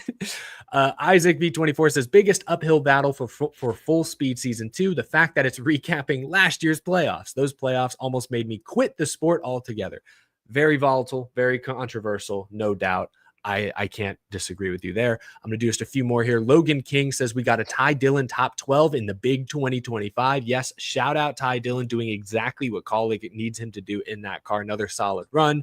Justin Drake, Legacy names Texas Dirt Track as executive replacement of Texas Motor Speedway while the track gets reconfigured again. This position will last 2 to 3 years until 2014 Texas is brought back. I referenced. I mean, Bristol Dirt Lovers. There you go. Are you happy? Yeah. I did see the High Limit Series was at the Texas Dirt Track with Bell and Larson, and I think Ty Gibbs had another decent showing, and he's still relatively new to sprint cars. So that track actually got some use. We'll do 3 more here. Hunter Nixon Fishing, very generous, says, so excited for Kansas this week. And I've said for years it was the most underrated track. And I definitely used vacation time from work this Sunday to watch it. Do I feel bad? Absolutely not. And you shouldn't. That is vacation time well spent, Hunter. Evan Bosch says, went to Wingstop a few days ago, and the guy that took my order looked like Eric. And I thought Eric had got out of the groove and got a job at Wingstop. I do like Wingstop. I can't say I've worked there, but that is that's kind of creepy. There's probably like 15% of NASCAR fans on the internet who are like, you should just get a job. What are you doing? Stop talking. Get a job. Why are you in your mom's basement all the time? Yeah, the Wingstop would be pretty elite though. If I were to work anywhere, Wingstop would be. Although I've seen videos like it was like around the Super Bowl or something, or maybe March Madness when they were like doing some promotions and like Wingstops were getting overrun by people trying to cash in. Never mind. Wingstop. Y'all are frontline workers working at Wingstop. The real heroes. I'm not gonna lie. I've gotten out and done some food deliveries for some extra cash every now and again, and and they can be some of the longest waits if you take a Wingstop order to have to wait on Wingstop to actually be ready. Reminds me of an episode of the Boondocks where they run out of chicken. Oh man, that is the true apocalypse. Final two right here. Had to get to this one from Shorty PJM. Dear Joey haters last week, call a wambulance. They are celebrating this weekend. And finally from Isaac V24, hey, Auto Racing Analytics, what software do you use for data? I don't know if that's a question you can answer, Grant. I do a lot of coding. I mean, I don't know. But if you want to see my data, it's on autoracinganalytics.com. So go there. Use code NWP. I was going to say, I was like, I'm pretty sure he kind of designs most of his own stuff, but yeah, it's all mine. So yeah, proprietary information. Hearing you say Shorty PJM, if I'm not mistaken, they are a fan, I think, of Cindric. They are a fan of Logano, and I think fan of Bubba and Bowman. If Bubba or Bowman, who have been good at this track in the past, could win this weekend, they would be having like the best time of their life as a NASCAR fan. Great point. Great point. You guys are going to be cheering together this weekend, is what it sounds like. Well, that was our first super chat stage break, which means it's now time for the lightning round on the NASCAR Weekly Podcast. You like that? I'm doing my own sound effects now. I'm doing my own drops. Wow, you guys got Acapella. fancier since the last time I was here. That's a heck of an animation. My gosh. Shout out credit. Jet. Yep. All credit to Jet on that. Not too many things this week. Of course, we have the channel that we do all the re-uploads on, NWP Clips at NWP Clips. Again, there's stuff coming up for sure. Few things here. First off, Chevy will have an updated Camaro body from the sounds of it for 2026. That's just a rumor, but that has been rumored out there now. But when are they supposed to stop production of the street version? It sounds like they're going to bend that, at least from what Dale Jr. and Denny had talked about with it. Especially, I think Denny talked about it. Like the Camaro is too classic of a Chevy car. Why would we get rid of that? Commies. NASCAR Full Speed Season 2 also is out. So after the show, be sure to watch it. I'm gonna be honest, I might go full madman and just binge it tonight and put out a review tomorrow morning just for the hell of it.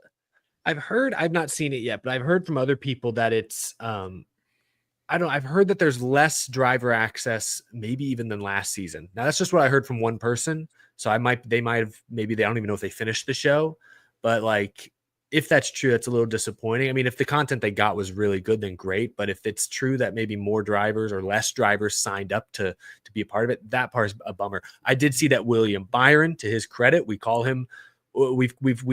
criticized him in the past for not stepping outside of his comfort zone. It sounded like William Byron's much more involved in this season, so that's exciting. I want to give a shout out. I haven't had a chance to watch it yet, but Taylor Kitchen's voice makes an appearance in her from Above the Yellow Line in a segment. She posted a reel of it. I saw in a segment talk about Chase Briscoe and her talk about SHR shutting down. They used a good long segment of hers. So Eric, you might be in it for all I know. Oh, if I am, I need that Netflix paycheck. I'm just kidding. But that's cool. That's cool that they're getting other people involved. That should be one of us should like go all out, make the prediction of like how many of us are going to be on next season. You know, that's what we got. This if they bring it back this fall when I'm at any playoff races, I'm going to be shameless and just hunt for the Netflix cameras and try to linger in the background of as many shots, because obviously it's hard to miss me. So if I just like lurk, I'm really good at lurking. If you've seen me in person, Eric, you know what I'm talking about. I can lurk like the best of them. Eric, it's going to be like, remember that picture I took of you at Coda in 21, I think it was, yes, where I said, hey, let's play a new game, find Eric. And it's just this crowd of people. And then his head is above it. I'm going to say this, Jarrett, and I'm going to say this as a friend. And I mean, no ill will by this comment, but that photo is probably responsible for 90% of my self-esteem issues of the past few years. Like, I obviously knew I was tall, but then I saw that photo and I went, oh my God, like people can see me from anywhere. And now I'm like a little more self-conscious about my height than I think I used to be. So thank you for that photo. It was funny though. It was funny. It is great, man. It is great. Now, if you guys haven't seen this photo, I mean, it was years ago, but like, it is like actually freaky how like I'm just literally like a head above everyone around me. It was like Geez, See, now- look at this freak. See, now I'm digging through my phone because I have like about 900 pictures or so. If you find it, I'll carry us to this next segment if you want to search for it. Eric, you can never have these self-esteem issues, because when you do, just go talk to your wife who loves you for who you are, and she's kind of on the shorter side, so I'm sure she loves that having a tall, what was it from SpongeBob, tall, lean, and handsome or something like that. well, thank you. That was very motivational, Danny. See, by the way, needs therapy. I got you. Who needs therapy when you have the NWP every Wednesday night? by the way, it'll be next Wednesday night on my channel. Yes. And then the 21st is on Danny's channel. And we just confirmed yesterday David Land will be on with us. So that'll be a lot of fun. Oh, that's the week of Memorial Day. That's the week of the 500, Indy 500, and the 600, I should say. Should we say our plans for Nashville yet, or should we keep that on the DL for now? We'll keep that on the DL until we can make sure we have the tech in the right place. But I know we can just say, we're hoping to do an in-person show in Nashville. You basically alluded to it. They basically figured it out anyway. Yeah, I mean, not at the track, although that would be cool. Nashville Super Speedway, if you got space for us on that cool stage, hit us up. But I'll drive out. Yeah, but no, we'll be hopefully doing a live show from probably Jarrett's new apartment. Yeah, because we don't know the exact day, but the week of Nashville, we'll try to do a live in-person show with all three of us, which we haven't done in a couple of years at least. So there is plenty more room in this office. Trust me. It's about, I think there's square foot wise, I think there's close to 100 square foot more. And I'm already figuring out the places for everything. And I wonder if I can show it. I wonder if my camera won't 360. Oh, what is old and brash? More like belongs in the trash. Oh man, we are children. Yes, no, indeed. And now I got to fix. Yeah, I have to fix the camera. So that's the lightning round. Yeah, let's do that while I fix the camera. Couple quick headlines before we get into our fun segments. We'll begin with this. NASCAR finally confirmed that Homestead Miami Speedway is returning to the 2026 championship slot. 2026 championship weekend, Homestead Miami Speedway, November 6th through 8th. Mark your calendars. Start booking your hotels now. Get in while the getting is good. NASCAR says that this will be the start of them rotating the finale destination over the next few years. The only two tracks they can confirm will be part of that rotation are Phoenix and Homestead. They did say, for the time being, no super speedways, no road courses. So, gentlemen, I'll start with you on this, Jarrett. If you have your computer and camera set up straight again, what other tracks do you want to see part of the future championship rotation? So, I'm going to see if I can remember off memory the 5 that I had put. I think we had this conversation last fall, and I don't remember what I said. I have amended my list a little bit. So I believe I have 4 of my 5. I can't remember. I can't believe I'm forgetting the last one, because I had made a video and I started looking at 8. I think I used 7 or 8 different things for criteria of it. And a big one's always weather and fairness have to be there's no real push one way or another. You can't be unfair with the championship to the point that it's a super speedway crapshoot. You also can't be snowing. It can be chilly. It can't be snowing. We got rain tires. Why not snow tires? Next. In early November, no matter where we go, the chances of snow are still fairly low for most tracks. Chicagoland is back. I'm kidding. I believe I have my list somewhere on here. Well, if you guys have get back to me in a minute, because I have a list. Jarrett's very prepared. Checking it twice. I got you. Danny, do you have? So I can just throw mine out there. Auto Club seems like a lost cause. In my perfect world, the Auto Club short track would be a great part of this rotation. That seems unrealistic. So I'll amend my list to now include the Kansas Speedway. A little cold. I get it. You'd have to line up the weekend so you're not competing head to head with the Kansas City Chiefs, if at all possible. But I think Kansas would be a great track to fit this list. And then my only other one would be Las Vegas. Even though it's SMI owned, I think NASCAR would be open to adding them into the fold. Vegas is a destination city. So that would be my group. Phoenix, Homestead, Hope you can't hear the dog. I think the wife just got home. I hear him. Phoenix, Homestead, Kansas, Vegas. What do you guys got? Okay. Homestead, I think, is almost perfect. So the thing is, no track could hit all 6 of the criteria I had. It was weather, good racing, good attendance, TV draw, good facility, big market, fairness. And most could hit of the good ones could hit 5 or 6 of them. For me, if they renovate the track, Homestead is perfect. That's the only thing holding it back is the fact that it's a dump. It's old, it's run down. It's not a dump. It's a little dated. It's not great. But Homestead for sure. Honestly, I think if they really could up the facility as well, the racing's been good here. The weather this time of year can be iffy, but still has been pretty good. I mean, I know at least the weeks that I'm thinking of, because I keep very good track of it here. Nashville is not a bad track for this. And it's been in the 60s or 70s every year in November in the first 2 weeks since I've been down here. And I've been here 3 going on 4 years. Kansas, I get it's iffy for weather, but it's the best track in NASCAR. It just is. The 2 that I'm iffy with here, but I'm going to put them on for different reasons. One, Phoenix, because the area has supported NASCAR. And I think that as much as I don't like it, I can deal with it being once every 5 to 8 years. It doesn't have to be all the time.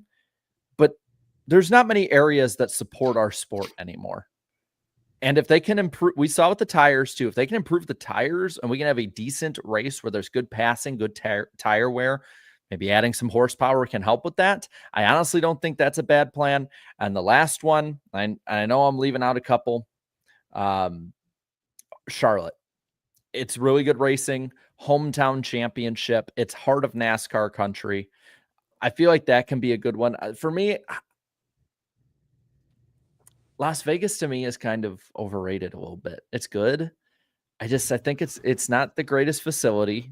It's, for the most part, the racing is, there's better mile and a half. So like I put on here, Kansas and Charlotte. And honestly, like it's so hard to compete in that city that unless you have your own carved out weekend, the way that like F1 does, where it's a big thing where you take over the city or it's in a non-competitive sports area of the year, there's so much going on in Vegas. It's kind of hard to break through with that. Plus, the crowds aren't really the greatest there. Like they don't really support the track as much as some of these other tracks do. Now, some of them don't, but I'm not the greatest with Vegas. Those are fair points, I'd say, because I also forget they run the Las Vegas Grand Prix in November. So you would be back to back with a huge event that takes over the city. So you convinced me. I would swap out Vegas for Charlotte, and they get the 600 in May, and they get a 400 or 500 mile race in the fall. Scratch the Roval; it's run its course. Yeah, make it 500. I'm cool. It could be 5. Yeah, but I'll amend my list to replace Vegas with Charlotte. You've convinced me, Jarrett. Grant, do you have a 4? Or not even, it doesn't have to be 4. I don't know why I said 4. Do you have several tracks that would fit your description? No, I mean, you guys are already hitting all over it. I want Kansas to be the finale for so many reasons. I mean, I would go, but there's also just that it's the best track in NASCAR right now. My big thing, and this is what I don't understand, I wish that we would only run the championship track once a year. Like when Homestead gets moved off of the championship race, let's give it 2 dates, and if we move it back to Phoenix, let's take away a Phoenix date. Like, I don't think it's right that we're going to a track in the spring and everybody's like, oh, we're preparing for the, like, oh my gosh. We've had this storyline 300 times. Like, let's stop doing this. Like, you go to the championship track one time, nobody knows what they have. They bring their best stuff. Let's do it. You've won, Danny. Yeah, Danny will agree with you on that for sure. Now, if they change it to a 3-race round, it doesn't really matter. But there's that. I mean, I realize sometimes it works out this way, but that's like watching Texas and Ohio State. They opened the year playing each other in football. That could very well be a national championship. I know different sports, but in racing, I don't want to watch the championship race way early in the season. I want that race to be the championship race. So actually, I have had a chance to go for mine. I've actually got 6 tracks in the order I would do them right now over the next few years. We have to have Homestead and Phoenix because they're confirmed. So those are my 1 and 2. But after that, and here's another caveat I have. One, like if you're on this for the championship, that's your only race of the year. So you better make it a good one. But likewise, the championship weekend afterwards is going to be the next Oh no. week. Well, I would put that next week in the closest host city to where that venue. Did something go wrong? You froze for a Yeah. second, but you might be back. Oh, am I back now? Yes. Yeah, you're good. Okay. So anyways, you're only one race of the year if you're the championship, and the championship weekend will be the next weekend in the closest host city to that venue. So Homestead, championship weekend in Miami, Phoenix, Las Vegas and Las Vegas. Number 4, Darlington. I think Darlington would be a unique track, and yes, you would only have one track. The Southern 500 would be the NASCAR championship. I think it'd be a fun one. And so the closest big city to that one, probably Charlotte, so they can stay home for that one. Then number 5, and the reason I put them this far out, because I've always wanted to see a championship race at this track. I'm giving them 5 years to get this car better. Bristol can be it in year 5. Knoxville, Tennessee would be solid for championship weekend. And then number 6, we'll stay in Tennessee one more year, Nashville. I like all of them except for Bristol with the current car, but I have confidence eventually I'm Bristol giving will them get better. 5 years. 5 years, NASCAR, 5 years. By only the one I- 2030s. The only one I disagree with is Darlington, just because I feel like it'd be dangerous to mess with the Southern 500 Labor Day weekend. I think it'd be cool to see Darlington as a championship track. I just think the timing is wrong. 1 year. Just 1 year. Maybe 1 year they'd let it go. What we know, though, is that NASCAR fans love messing with tradition. They do love that a lot. So, I mean, that would be a fun track to truly get a challenge out of the drivers, like to get the true champion. I agree. Like the track itself would be a great championship track. I just worry about the tradition and the dates, but that's a good list. Okay. Well, good stuff. A lot of variation, actually, more variation than I was expecting. A few consistent crossovers, but everyone had at least one that was kind of different. There are tracks I would never see on here. Like no way a Watkins Glen, no way a Pocono, no way a Michigan. There are tracks that would never be on there for me. I get there's like the F1 stuff and all that, so I don't know how all the dates would work with the NASCAR schedule, but it'd be like, can you imagine the uproar? We're going to end the season in Mexico. Probably wouldn't be the greatest reaction from the fan base. Our fan base, I don't think would be happy with that. I don't think we're in any danger of that. So if we ever wanted to have if we ever wanted to try a road course championship, Coda would be the only one I would ever want. Honestly, don't do that. I don't even want that. No. So and not really for the racing, but the venue is worthy of that weekend. Sure.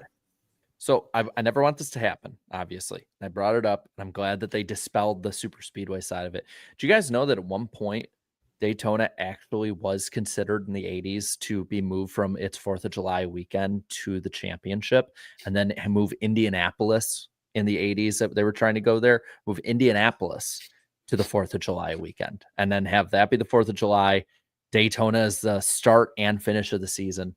They eventually got their wish on 4th of July at Indy. And then the world halted to a complete stop. That was the sign from God. Why'd you do this? And then we went to the road course. But yeah, I like the variation that we had on that. A lot of good options, especially if SMI or NASCAR is willing to play ball with SMI from time to time. That certainly opens up the options. I definitely kind of like my idea of rotating the NASCAR championship weekend. It was fun having it 3 years in a row here in Nashville. Now I think it's boring. They're just staying in Charlotte, but I think that should follow wherever your championship race is, in my opinion. I like that idea. I actually like that idea a ton. One more headline we can touch on. TNT, whose NASCAR Cup Series season will begin June 28th at Atlanta Motor Speedway, announced their full slate of on-air talent. I'll run through some names real quick. In the booth, we already knew this: Adam Alexander, Steve Letarte, Dale Earnhardt Jr. Pit reporters, this is new: Danielle Trotta, Alan Cavana, and Marty Snyder. In the studio, they'll have Shannon Spake along with Jamie McMurray and Parker Kligerman. And what I want to talk about for a moment is the alt cast, they're calling it, with Jeff Burton and Larry McReynolds. These races or these broadcasts will be on True TV. So you got the main race on TNT, also on Max, But if you want to tune over to True TV, Larry Mack and Jeff Burton will be primarily talking or focusing on the in-season tournament and highlighting specific matchups. I think that's kind of interesting, like NASCAR's version of the Manning cast. Jarrett, what's your takeaway from all this news? I see that's thing. I'm excited for it. The thing with the Manning cast that I love is the fact that they're very, I don't think critical is the right word. They're very just anyone they have Candid. on or themselves. This candid. That's the perfect word for it. It's not And really like watching a game. It's like you're just watching two guys just reacting. They're sitting on the couch watching it. Yeah, and that's my worry with Larry Mack and Jeff Burton. Jeff Burton, I'm not a big Jeff Burton fan. No, I'm not either. On the air, at least. I mean, anyone that looks at the Talladega race we saw and says, I don't get why fans are upset. Jeff Burton and Michael Waltrip. It wasn't his best comment. It wasn't his best. I mean, I just always think of him butchering SVG's name. Let's also remember too, Larry Mack's the same one too. That he's the age is starting to show a little bit. I'm glad he's there with that. I think that you can't make it like a Manning cast, and it has to be covering the in-season tournament like they're talking about, and like parceling through that information. I think it's always good, especially when you have a main channel like that, to have it on two channels. So I like the idea. I think in the future years they can probably get better people on there, but I feel like this is sort of Dale Jr. getting all his favorite people and buddies on too. So I don't know. Well, they also mentioned Mamba Smith is there as like a Bleacher Report ambassador or contributor. I don't know if he's going to be part of the alt broadcast at all. That was unclear, but he'll be involved. And we all like Mamba here. He's been on this show a few times back in the day, but he also has, he is a NASCAR employee. And so you're not always going to get the most honest reactions or responses, certainly not to controversial news or moments. Danny, Grant, do y'all have anything to add on the TNT side? Y'all looking forward to it? I was just going to say, I wasn't laughing at the fact that Mamba Smith did. I was laughing at the fact that John Riggs literally just had a message that said, so we're just going to ignore Mamba Smith being on the alt broadcast, and then immediately message retracted after he said it. Well, I don't know if he's going to be on the. It's just said he'd be like a contributor. I don't know if he's on. Well, he might be. We'll see. I guess. I mean, he's good on camera. I don't think they could depend on Jeff Burton and Larry Mack solo for that long. They're going to have something to mix in. Peyton and Eli do it on their own. I mean, but you're right, Jared. It's not the exact same type of show, but yeah, I mean, yeah, Mamba's pretty good in like that anchor, like sort of host role, I think. I just don't know who's going to watch it. Like, I don't know why you would pick to watch Jeff Burton and Larry Mack when you can watch Dale Jr. and Steve Letarte.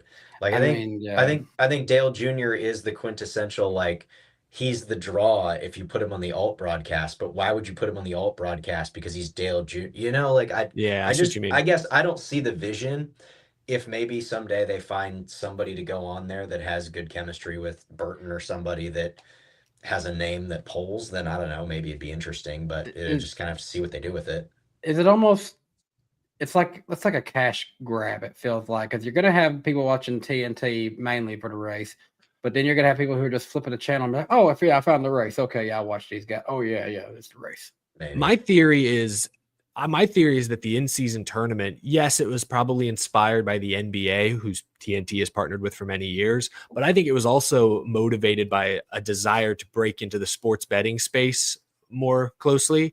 And that's why I think this broadcast might exist, is to give fans who want to view this race solely through that lens an outlet to go that's more dedicated to that. Because that's the hard truth, is those first couple tournament races when there's 16 and then 8 different head-to-head matchups, like you're asking the main broadcast to keep up with a lot of information on one show. They got to keep up with the storylines of the race, the point standings, and all of these different individual matchups. Like, that's a tall ask. So having a separate dedicated show for that, for fans who are truly invested in that tournament, makes sense maybe from that perspective.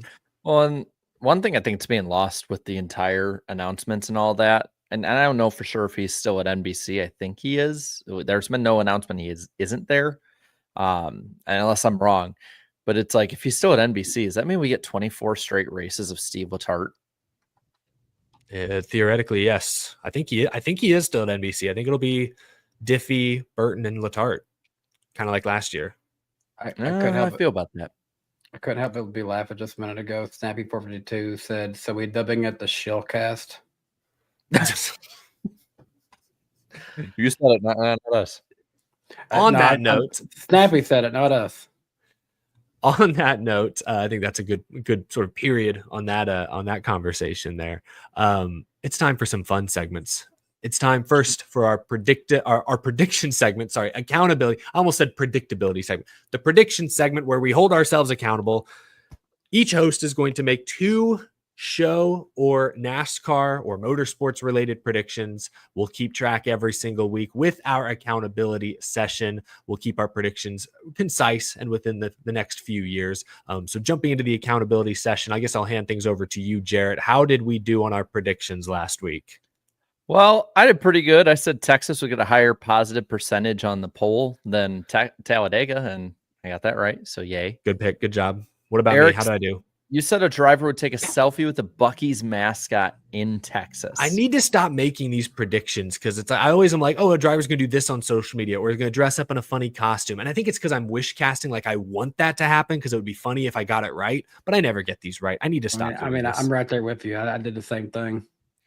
Yeah, because Danny said a driver will tweet about visiting Buc-ee's this weekend. I'm shocked that didn't happen. I'm shocked. I am too. That is surprising. Especially since it wasn't IndyCar in Alabama this weekend. Yeah, right there. The closest we got was a team saying something about it, but not a driver specifically, like I said. You also said Chevy would sweep the weekend. So looking at this season's standings, I'm leading with 37.5%. Eric at 28.13 and Danny at 25.93. All time, I'm at 41.38. Eric at 30.94 and Danny at 29.93. And then I swear I had them, but somebody, let me see if I can find it while we go through it. Grant, somebody a few weeks ago had actually put your predictions together in a comment because I went back and I found them. Oh, you do it. That I you could do fact check myself because I remembered one of them and I knew I got them. Number 1 prediction: 2 Cup Series championships missed the playoffs. Got that one. Kyle Busch missed. Second one: Jimmy Johnson will score 1 more career top 10. Daytona, got that one. We're 2 for 2. Third one: we get a 10-win next gen season sometime in the next gen era. We haven't gotten there yet. That's a tough one. That one's not aging very well at the moment, but you just never know. So hey, two for three so far. That beats all 3 of us, so you're off to a strong start. Good stuff. So we'll add it to our list this time. We'll each go one at a time, beginning with who goes first? Jarrett, you go first. All right, give us your first one. The pass for the win for both races will be in the last 10 laps at Kansas for trucks and Cup. Whether it's fuel mileage, whether it's good racing, whether it's whatever, it'll be in the last 10 laps for both races. All right, I'm going to start with my really bold one, I think. Ooh. So last season, remember that Chase Elliott began the year with 19 straight top 20 finishes. He's doing that again. He's up to 11 straight top 20s to begin the year. My bold prediction is that he will get to 20 straight top 20 finishes, 20 or more before the streak is snapped. That is right. He just really, Atlanta in a few weeks is the only one I'm worried about. Other than that, I feel good. That's my first prediction. Danny, how about you? Crazy. Watch, he's going to blow up lap 1 like Denny Hamlin did last week. How could you do this to me, Danny? That's not my prediction. My prediction actually is, though, everyone at 23:11 will lead a lap at Kansas, including Riley Herbst. I like that one. That's a fun one. I like it. All right. Okay, Grant, do you have your first one? Yeah, my first one, I'm taking a Chris Buescher top 10 at Kansas. Hopefully that's not too low-hanging fruit, but Buescher's been he's been really fast on the intermediate tracks this year. He was second fastest per optimal lap at Texas, so I feel pretty good about that one. All right, Jarrett, your second prediction. Both Kansas races, Cup and Truck, will be won by repeat 2025 winners. Okay. I'm going to do this. Oh my gosh, sorry. People are pointing out, I forgot Corey Heim is racing for 23:11. I got to hope 4 cars. Oh, God. Oh, I thought that was the okay. So I'm locked in. So here's my prediction. I was going to kind of piggyback off yours, Danny. You're believing in Riley Herbst this week. I'm going to play the role of Herbst hater once more. Corey Heim will finish ahead of Riley Herbst in the Cup race this Sunday. I mean, to be fair, I could get lucky and green flag pit stops help Herbst and Heim lead a lap. So He's got a bright green car this week. Heim does. So, I mean, you won't miss him if he does.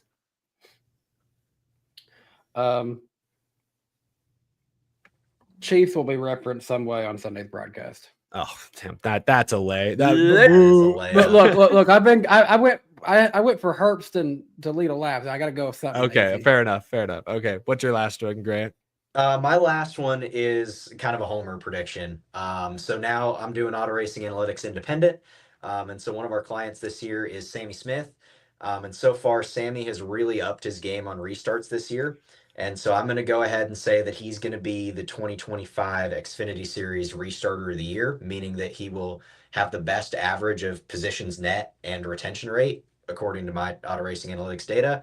Right now, he's second in positions net. He's gained 47 spots on the year, and he's third in retention rate at 76.9%. And that's only 1.5% out of the lead of Justin Allgaier. So I feel pretty good about him potentially being 2025's Xfinity Restarter of the Year. I like that. All right. Well, we'll check in on that one at the end of the season. But good predictions. That was a strong prediction segment. I like everyone's picks this week. Some bold, some less bold than others, but they all sparked conversation. That's what's most important. That makes for good podcasting. Well, gentlemen, it's time now for probably us to commit live stream sin of muting the chat while Jarrett gives us clues for random driver of the week. Sorry, chat. Can't look at y'all for a while. Oh boy, this is gonna be a fun one. So the last couple weeks, I'm gonna be honest, Danny's on a heater. I'm struggling, man. He is on a heater. He's got 4 of the last 5 with Regan Smith, Rob Moroso, Cuckoo Marlin, and Tim Flock. Eric, you did get Sheldon Creed, so good on that. But I'm running second like Sheldon Creed right now. So yes, 22-20. Danny has the all-time lead. Is that like the biggest gap anyone's ever had? It feels like. No, I don't think anyone's had a lead bigger than 2.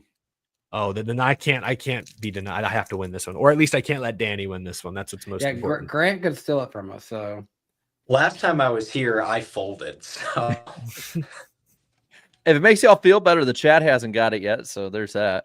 I mean, to be fair, I'm the guy who made his channel of 5 NASCAR drivers you forgot about. I'm supposed to be doing good at this.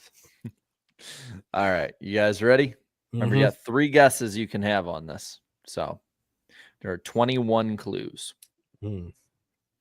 This random driver is from Texarkana. Oh, that should instantly give it away, but I don't know who's from there. This random driver is currently working for Front Row Motorsports. What did they do? Advising role.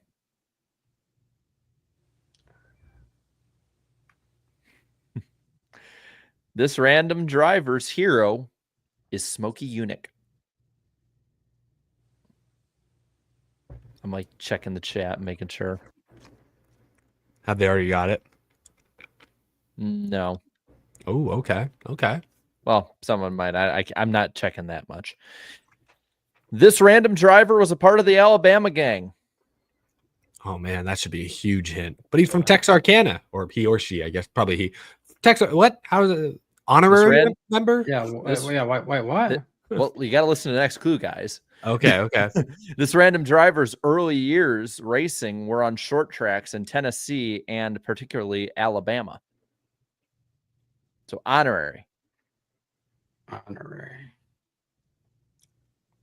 None of us, of the 4 of us, have ever tweeted about this random driver. Yes, I did look it up, Grant. We're cooked. It's over, chat. I'm like, we should know this, but I don't. This random driver did spend a large majority of its NASCAR career as a crew chief. At least a large amount, for sure.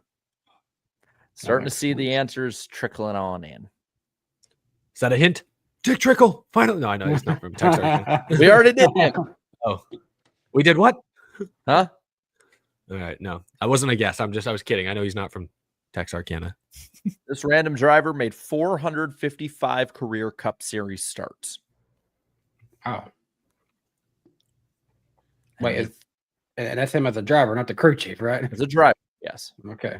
Made 3 Xfinity starts. You said this person's still working with Front Row Motorsports? And an advisor role, he said.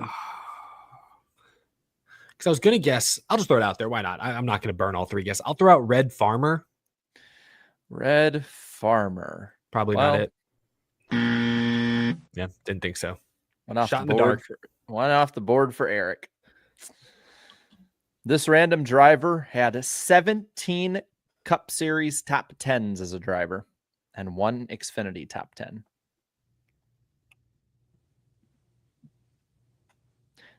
This random driver, outside of obviously the person I'm about to talk about's dad, was Dale Jr.'s childhood hero in NASCAR. So this person was. Oh boy. Oh, This person, no. yes. Oh, what is his name? Lake Speed. I don't know. I have no clue. That a guess? That's not a guess. I think we've already done him. This random driver's best Cup points finish is 11th. And best Cup finish in a race was twice 8th, those being at Daytona and Martinsville. As the chat got, I assume the chat, are they unanimous yet? The Yeah, chat, they're unanimous. for sure. This random driver did not win as a driver in NASCAR. So sad. We have 7 clues left. This random driver had their first start in the Daytona 500 as a driver. Cool. Anything noteworthy happen in that race? I did not look at that. Just the first one was Daytona 500. I'm trying. Final, I'm desperate. I'm trying. final start as a racer in Cup was at The Rock.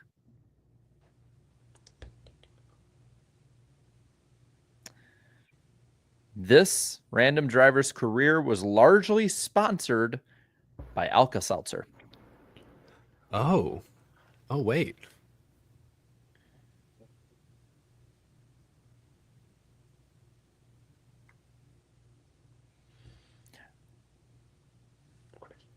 I love how someone said that's not really a hint. No, that is a huge hint. Yeah, I'm checking to see if we have a name we've used Kind of before. in a sad one. This random driver was also involved, and I just saw it pop up in the chat too, in the fatal crash with JD McDuffie. This random driver was most known for driving in the 52 car. We got 3 clues. Do you want the numbers and the OEMs? I think okay, yeah. Give me the numbers. Yeah. Get ready. If you need a pen, get it ready to write them. 5, 8, 14, 45, 52, 90, 92, and 98.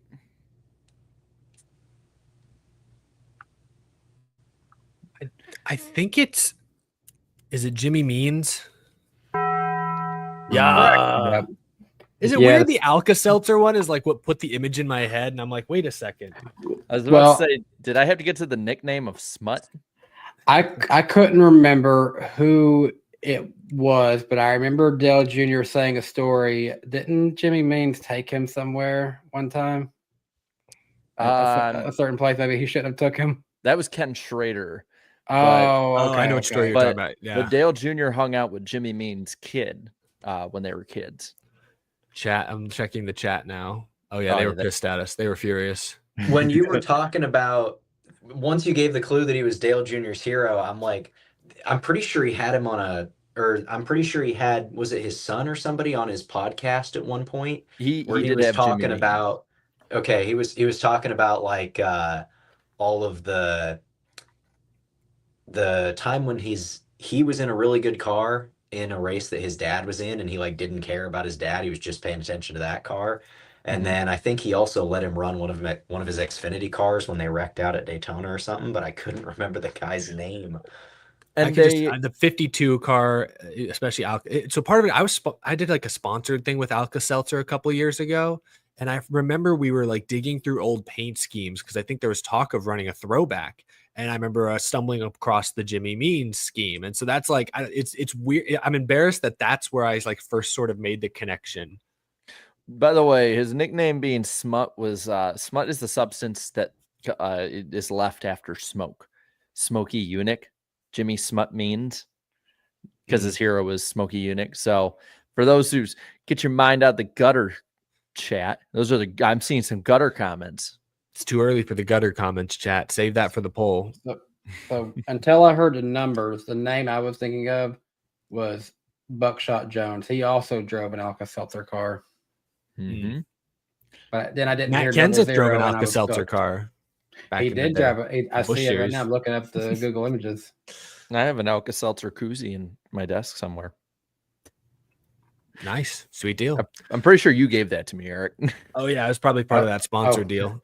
and speaking of which, I looked up NASCAR Alka-Seltzer car, and sure enough, here's one with Eric Eastep's face on this picture here with the graphic of the Eric Eastep meetup with the Brennan Poole car. Or no, it was Bailey Curry. It was Bailey Curry back in the day. Yeah, that was an interesting. I think they we did that meetup at Pocono with the Alka-Seltzer people, which is cool. That was a few years ago.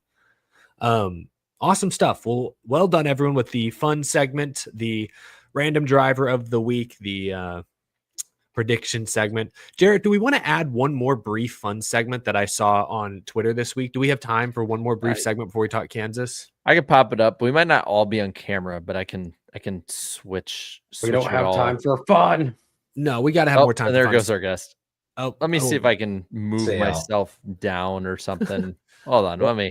I want to give a shout out to @Matty NASCAR. That's MATTY_NASCAR on Twitter, who made this graphic. And I saw it had hundreds and hundreds of replies, hundreds of retweets and likes and all that stuff. So I thought, okay, this would be kind of fun if we had some time in the show this week to each of us build our own cup team using their chart. This is the chart that they made. We didn't make this chart. They made this chart, build our own cup team, and then chat. You guys could vote for whose team you think is the best. And we can all pick the same driver. We can pick similar drivers if we want, but I thought this might be kind of a fun segment if you guys are down to play real quick.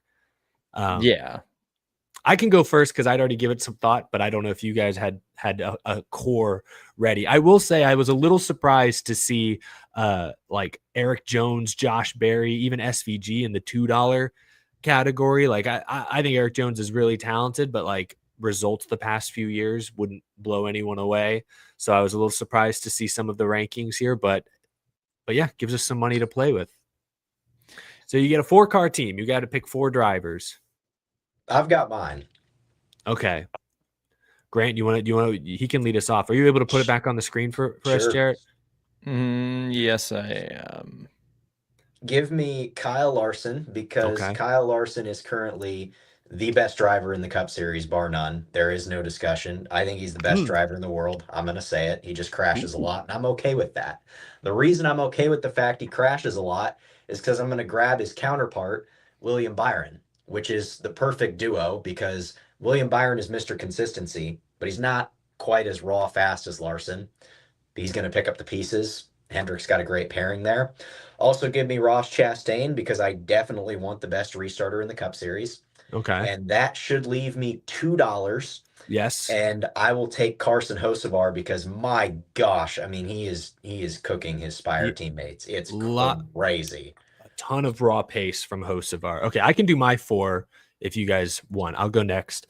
So I agree with 2 of your picks, Grant. Give me Larson for $5, but give me Christopher Bell as well for $5. Give me a team of dirt racers, Larson and Bell. Then I agree with you, William Byron. So now I'm at $14. I have to go with one of the $1 I gotta go to the dollar bin. I got to go to the bargain bin. But if you looked at that graphic, Ryan Preece was in the bargain bin, and he's been showing out with RFK Racing. This is the first real good situation he's been in his Cup career. We've seen him win in Xfinity. We've seen him win in trucks. Dude's a racer. So give me Larson, Bell, Byron, Preece as my 4-car $15 team. Jarrett, who do you got?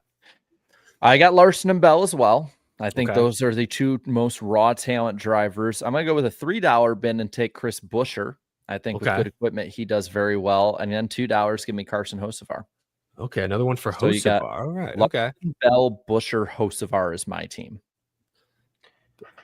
Guys, I like this team, and it left me $1 left over actually. I'm going for $5, Kyle Larson. $4, why do we have the driver with the most championship that's actively racing, Joey Logano, at a discount for $4? Of course I'm taking Joey Logano. Fair enough. And then $3, selfishly, I've got to take Alex Bowman. I mean, but he's solid. He'll get me good finishes and he'll get a win here and there. So we're still gonna get some added bonus in here. And for $2, a driver with a very young career with a huge bright side we can build around, Carson Hocevar. So that's my four. That's my four. Leave me $1 left over. A dollar that you can buy some extra speed with, perhaps. I mean, if it's legal for $1, give me someone to run a fifth car to learn from every now and again. Let me hold on. Let me see if I can pull it. I want to make a poll in the chat real quick, but it's going to take me a second. Sorry. Yeah. Jared, are you going to have to put our teams in it too, just so that they know? That's what I'm going to try to do. That's why it's going to take me. How about you put their car numbers? That's what I'm going to do. I'm going to put their car numbers because I think that'll give me the space. Okay. Now I got to pull it up. Numerical order or just dollar order? I'm just going to, I'm going to put it in whatever. I wrote them all down real quick. Okay.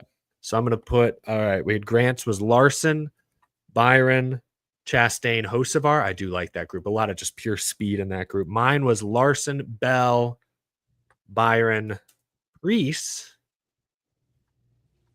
And then we had Jarrett's was Larson, Bell, Busher, Hocevar, and Danny was 522. That's Larson, Logano, Bowman, and Hocevar. 3 Hocevars. All right. I'm not even going to put names attached. So unless you have a good memory, you're not even going to know. There you go. Give you guys a moment to vote.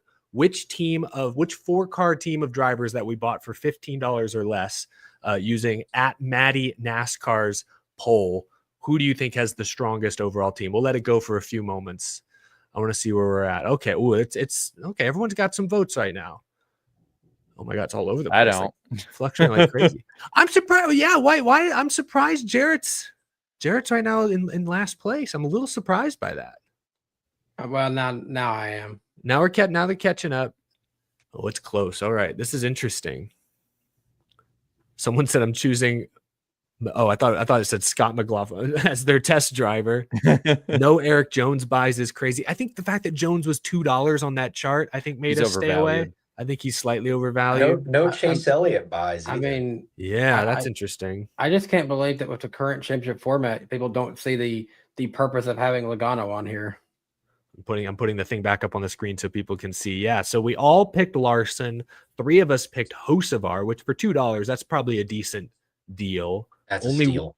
Yeah, only 1 pick for Logano. I think that's Hamlin, better than going. The only one from the dollar bin. What happened? Did I freeze or did Danny freeze? I think it was me. Oh, yeah, it was you. So what were you saying, Danny? All I was saying was the only one from the dollar bin I think I would take a chance on is Ty Gibbs. Although he struggled, he has a bright future too. I didn't even see him down there. I took Priest from the bargain bin because I feel like you could almost swap out Priest and Jones. Oh wait, which screen do I put it on? I got in the 4 bot. There we go. Thank you, Jarrett. I'll go and end the poll, and that's not just because my team is leading, but because we've gotten come on, guys. We've gotten over 100 votes. So close. All right, so my team came out first. Grant's team a close second, and then a tight battle for third. Danny squeaked it out, even with your boy Alex Bowman. I mean, what, 8 wins? Hey, 13% of y'all are the ones that know wheel. I am surprised Jared's came up last. I thought our 4 teams were pretty equal. I honestly think they're all pretty solid. I had home court advantage because it was my channel, so that's worth like at least 5%. So I think it was a lot closer than it came out to be. Generally, I've found our channels don't have that much of swing. I think our audiences are pretty impartial with that. Honestly, they're all here for Danny. I think Danny is the hometown favorite here in the chat. Doesn't matter whose channel we're on. Yeah, absolutely.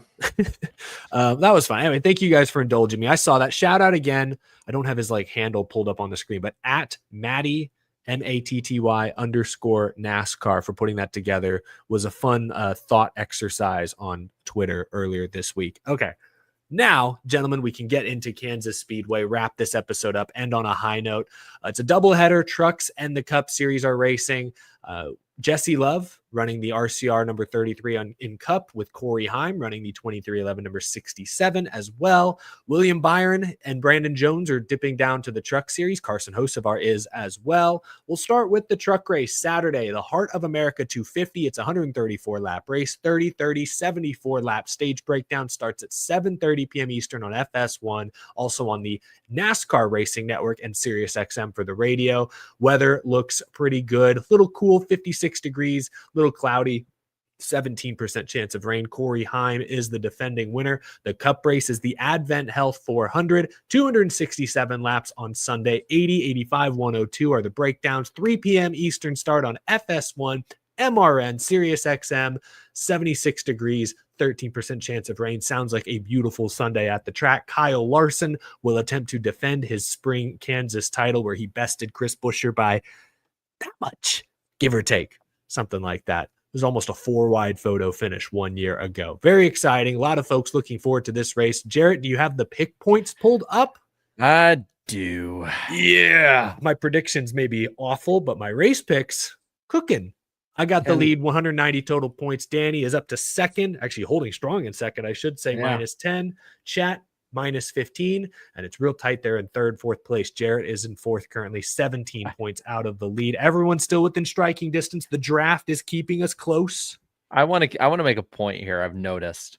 So I went back, and I think all but one episode on Eric's channel this year, I've been last, and the week before, I'm second or first every time. So I was thinking about it. I'm like, everyone who just tunes in on Eric's channel is be like, this dude is a complete dolt. Well, I think that happened to me. I was technically last week in a tie with the chat, but they had a tiebreaker, so that gave me first pick, and now I catapulted up to second after last week. By the way, while I am talking, I just want to say I had to go back and say this. Chris McIntyre said in the chat, I'm here because the Chris Wright Talent Memorial recommended your site. Are you serious? I'm looking at the Google reviews. They have deleted some. Somebody's deleted some of the earlier ones I've seen. There's only 4 reviews now. I just want to give an update on that. Matt Hofstetter said, why turn left when you can turn right? I did see GN NASCAR fan had a comment. It's gone now. Someone deleted it. Brandon Davis an hour ago, 5 stars. LMFAO, they literally put that there. John P 5 hours ago said NASCAR Weekly Podcast took me here. Amazing. With a picture of Chris Wright crashing Justin Allgaier. Lucas Fisher 15 minutes ago, 5 stars. I tried to visit, but unfortunately, every time I tried to go, I got blocked. By the way, something else that we're in. If you go on the Wikipedia page for the 2004, the first 2004 race at Dover, there's actually like a quote, and like all of us on the podcast are mentioned because of Mark Martin talking about that race and about the oil being on the track. And so if you go on that Wikipedia page, like all our names are listed off, and it's like, and then list off like what Mark said in that. So I was like, that's pretty cool.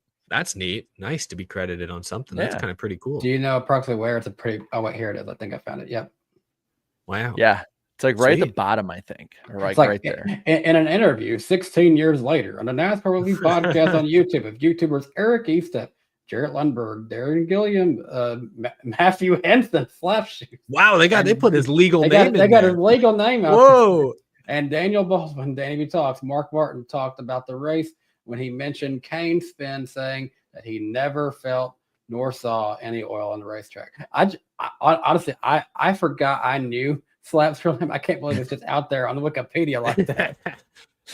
Yeah, I remember the first time we had one of those meetups, and I was, and I bought a few people's things in advance, like for something, or like the Airbnb or something like that. And I just get this like email from this Matthew Henson. I'm like, who the hell is Matthew? Do I know a Matthew? And then I look, and it Slaps logo on it. I'm like, oh shit, that's his real name. I'm like, I've known this guy for 2.5 years, and I don't know what his name is. We threw out his name.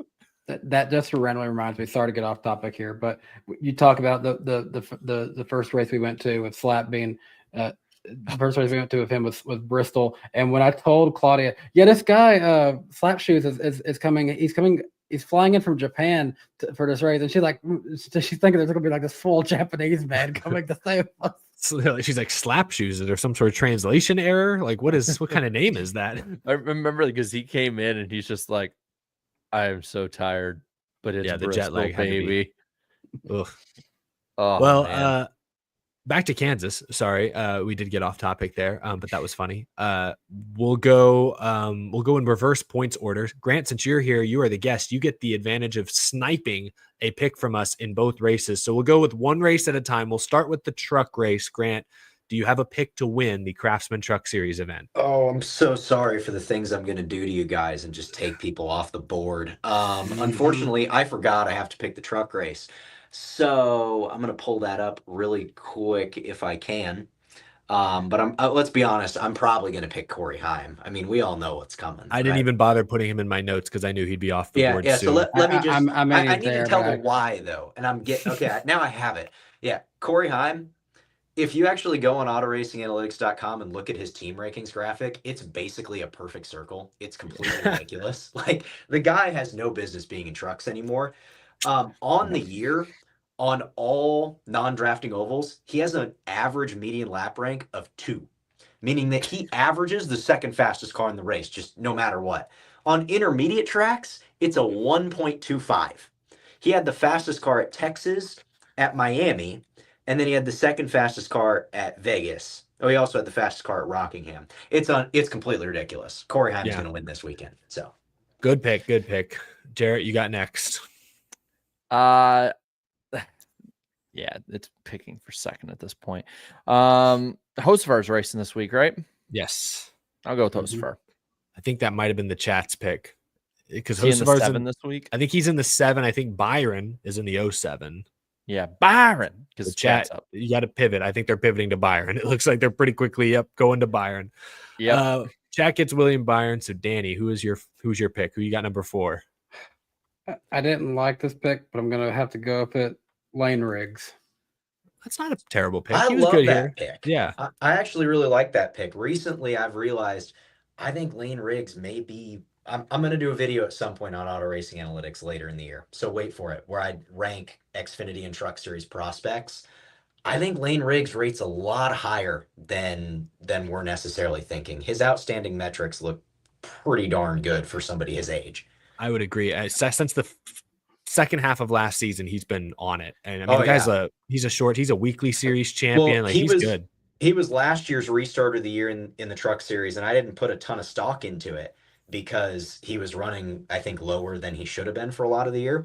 But he's backing it up so far this year, and he has top 3 restart metrics again, despite being at the front of the field. Since January, I've had him as my final 4 pick with Heim. That's like the only 2 I'm confident with.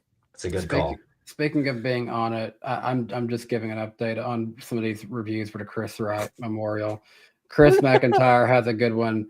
Justin A is an amazing tour guide. I never thought I'd learn as much in one place as I did today, and to think it's free. Lee Ryan, RIP, Chris Wright's championship hopes, 2025 to 2025. Oh my God. So mean. This is diabolical. And Eric still has to make his pick. Well, I'll take. This was my 5th guy on the board, but I still like this pick okay because he's been really consistent. I think this team has brought good trucks this year. They've got multiple wins already, like as an organization. Give me Daniel Hemrick. I'll take Daniel Hemrick to be at least in the top 5. He was my number 3 pick because I initially put, before they announced the Cup drivers would be in it, I had Heim and then Hemrick because I'm with Jared. If there wasn't that many Cup guys, he'd probably have made my list too. Well, I think we all feel decent about our picks this week. So let's move on to the Cup Series race. For this one, we'll do our suck pick first. We'll start with you on this. Grant, put you on the spot. Who's going to struggle in the Cup race on Sunday? He's going to break down. He's going to break it down like I know exactly who's going to suck because of the stats. Can I right go here. last on the suck pick? Because sure. I forgot I had to do that. That's fine. That's fine. Okay. Who's next then? Jarrett, you want to give us one? Noah Gragson. Fair enough. I don't need to explain it. He's just been off. Chat can go. They got they're all over the place. I mean, this one's not for points, so we'll just sort of see. Oh, that's the same person every time. Yeah, well, Brad is a fair pick. Nope, there's a lot of Brads. It's a lot of Brads. Yeah. I think that's valid. Yep. Danny, you have one? Yeah, I don't know why. I'm just gonna say Josh Berry. I know he's been fairly good at these kind of tracks this year, but I don't think this week. I'm gonna take some low hanging fruit and go with Shane Van Gisbergen. There was a lot of 88s in the chat, so that's valid. All right, do you have and I know we blew through that kind of quick, Grant, but do you have an idea? I didn't find what I was looking for, but you can pick low hanging fruit if you want. I don't like the low hanging fruit suck picks. I'm just not a fan of it. I like to get a little outside the box. Give me Chase Elliott to be the worst Hendrick car. Ooh, that's them's fighting words. I think it is. I mean, if you look at laps led this season, he is the worst. So can we have a little brief fight segment here where I get in a lot of trouble with the chat? Jared, you want to flash that Hendrick Motorsports graphic up there? Yeah, I believe I have it. Let's see. Is this it? Yep. Oh yeah. This is I posted this on Twitter a while back. This is going to become an auto racing analytics video at some point. But if we just look at the makeup of all of the Hendrick drivers. He said Pac-Man. That's true. Larson usually is the Pac-Man in that he's giant all the way around, but then his crashing is just atrocious. And so then we have Byron, who's just a little bit slower to pick up the pieces. That's what I was talking about before. And then we have Bowman, who's actually a good bit faster than Chase Elliott, and he restarts better. And then we have Chase, who's the slowest of the Hendrick cars. And I think there's something missing, and I hate to break it to you, everybody. The crew chief ain't the only part of the problem. That's all I'm going to leave it at. Ooh. Oh, you can't leave it on There's the that. Fighting words. We're just going to have to wait. But I got a breakdown on the way, mid-season-ish. So. You know what I just noticed about that graphic? Bowman looking so bad in defending, and I'm like, yep. Even his Xfinity race at Phoenix, he couldn't defend Eric Almirola. He couldn't defend Kyle Larson. Yep, he probably could have a win right now if he was better at that. I would say that's a fair assessment. Yeah. I do have it on you, Grant, because I'm curious now. When it comes to like last 10 or so, or like quarter of the race, whatever it is, when it comes to like retaining positions over that time, is Bowman and Elliott kind of on the lower end of that? I don't have anything like that. I do have a fourth quarter speed metric. That works. I've got Chase Elliott as the 10th fastest car in the fourth quarter, and Bowman is the 11th fastest car. So right on top of each other. So right on top of each other. But I prefer to use optimal lap because I think that's a better projection of what the car's full potential was. But median lap rank is across like the whole race. So it's so difficult to have like a real nuanced Chase Elliott conversation because like he is fourth in points. And so it's like, I've noticed the last few weeks, I think his fans are getting frustrated with the lack of laps led running up front. Like the speed is clearly behind. Even if the results are decent, it's like the speed is not there. So I'm starting to see fans sort of, come to grips with the fact that some major shakeups may be necessary. But it is hard to like you don't want to blow it up when you're fourth in points, but maybe they'll have to do that. They grind out the good finishes, but like at some point I sit there and I'm a big guy of it's not about the result, it's about the performance. Like results are great, but results are not everything. Like we can talk about the point standings. At the end of the day, point standings isn't really it's not going to win you the championship. Like to win the championship, you're going to need to have raw speed. And so that's why I have performance metrics. And at the end of the day, the 9 car is it's just not as fast as the other 100 cars. Actually, if you notice, so behind me, I have the whole field up here. And I have these in order of the fastest cars per Auto Racing Analytics' optimal lap. And we'll notice, this is Hocevar right here. He's ahead of Chase. We've got a Carson Hocevar faster than Chase Elliott this season so far, which is just wild. That's super interesting. That's good stuff. I was thinking there had to be a meaning for the way these cars there's a meaning for everything. Danny. I thought you were like a big drafty car fan and we're just recreating the game behind I was like, there's something very specific about this. This is for a reason. There always is. Blue Jimmy fan is like, that's an actual chart in the chat. That's funny. We haven't even hit the dark horse picks. Oh yeah, we got to get to dark horses. Sorry. That was the most analytical suck pick segment we've had. We call it the suck pick because we kind of throw that segment away. But this week we actually had a good conversation there. And side note, here I am saying saying to grind out a top 5 anyway, and it won't matter. Here I am saying Cup Cycle was going to be Josh Berry, and who do you see in the front right there? Yeah. Oh, it goes further. Oh, okay. Oh, okay. Oh, I feel Damn, he's better. buried back there. I feel better. Yeah. dark horse. Grant, we'll start with you on this unless you want to go last again. No, sounds good. I was gonna go with Chris Buescher because they picked him for a top 10 because he's the 5th fastest car on 40 lap runs on intermediate tracks. But I think Chad agrees with you.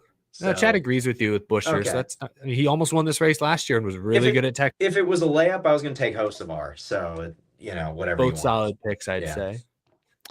Well, I'm gonna stick with the. Are you going with Buescher then? Yeah. Oh, okay. I'm gonna stick with because the chat seems to be going Buescher. I'm gonna go with Busch because Kyle Busch ran up front both races last year. It's one of the few places they actually showed real speed. It seemed spun at the end of both races too. So I wouldn't be surprised if the 8 gets a top 10. Could be a top 5. Yeah. I don't know why. Oh wait, sorry. Chat goes first, don't they? They already got Buescher. Okay. I don't know why, but I feel good about Cole Custer. I think he's going to remind us that he's still there. Grant slowly turns his camera to show the very back of his chart.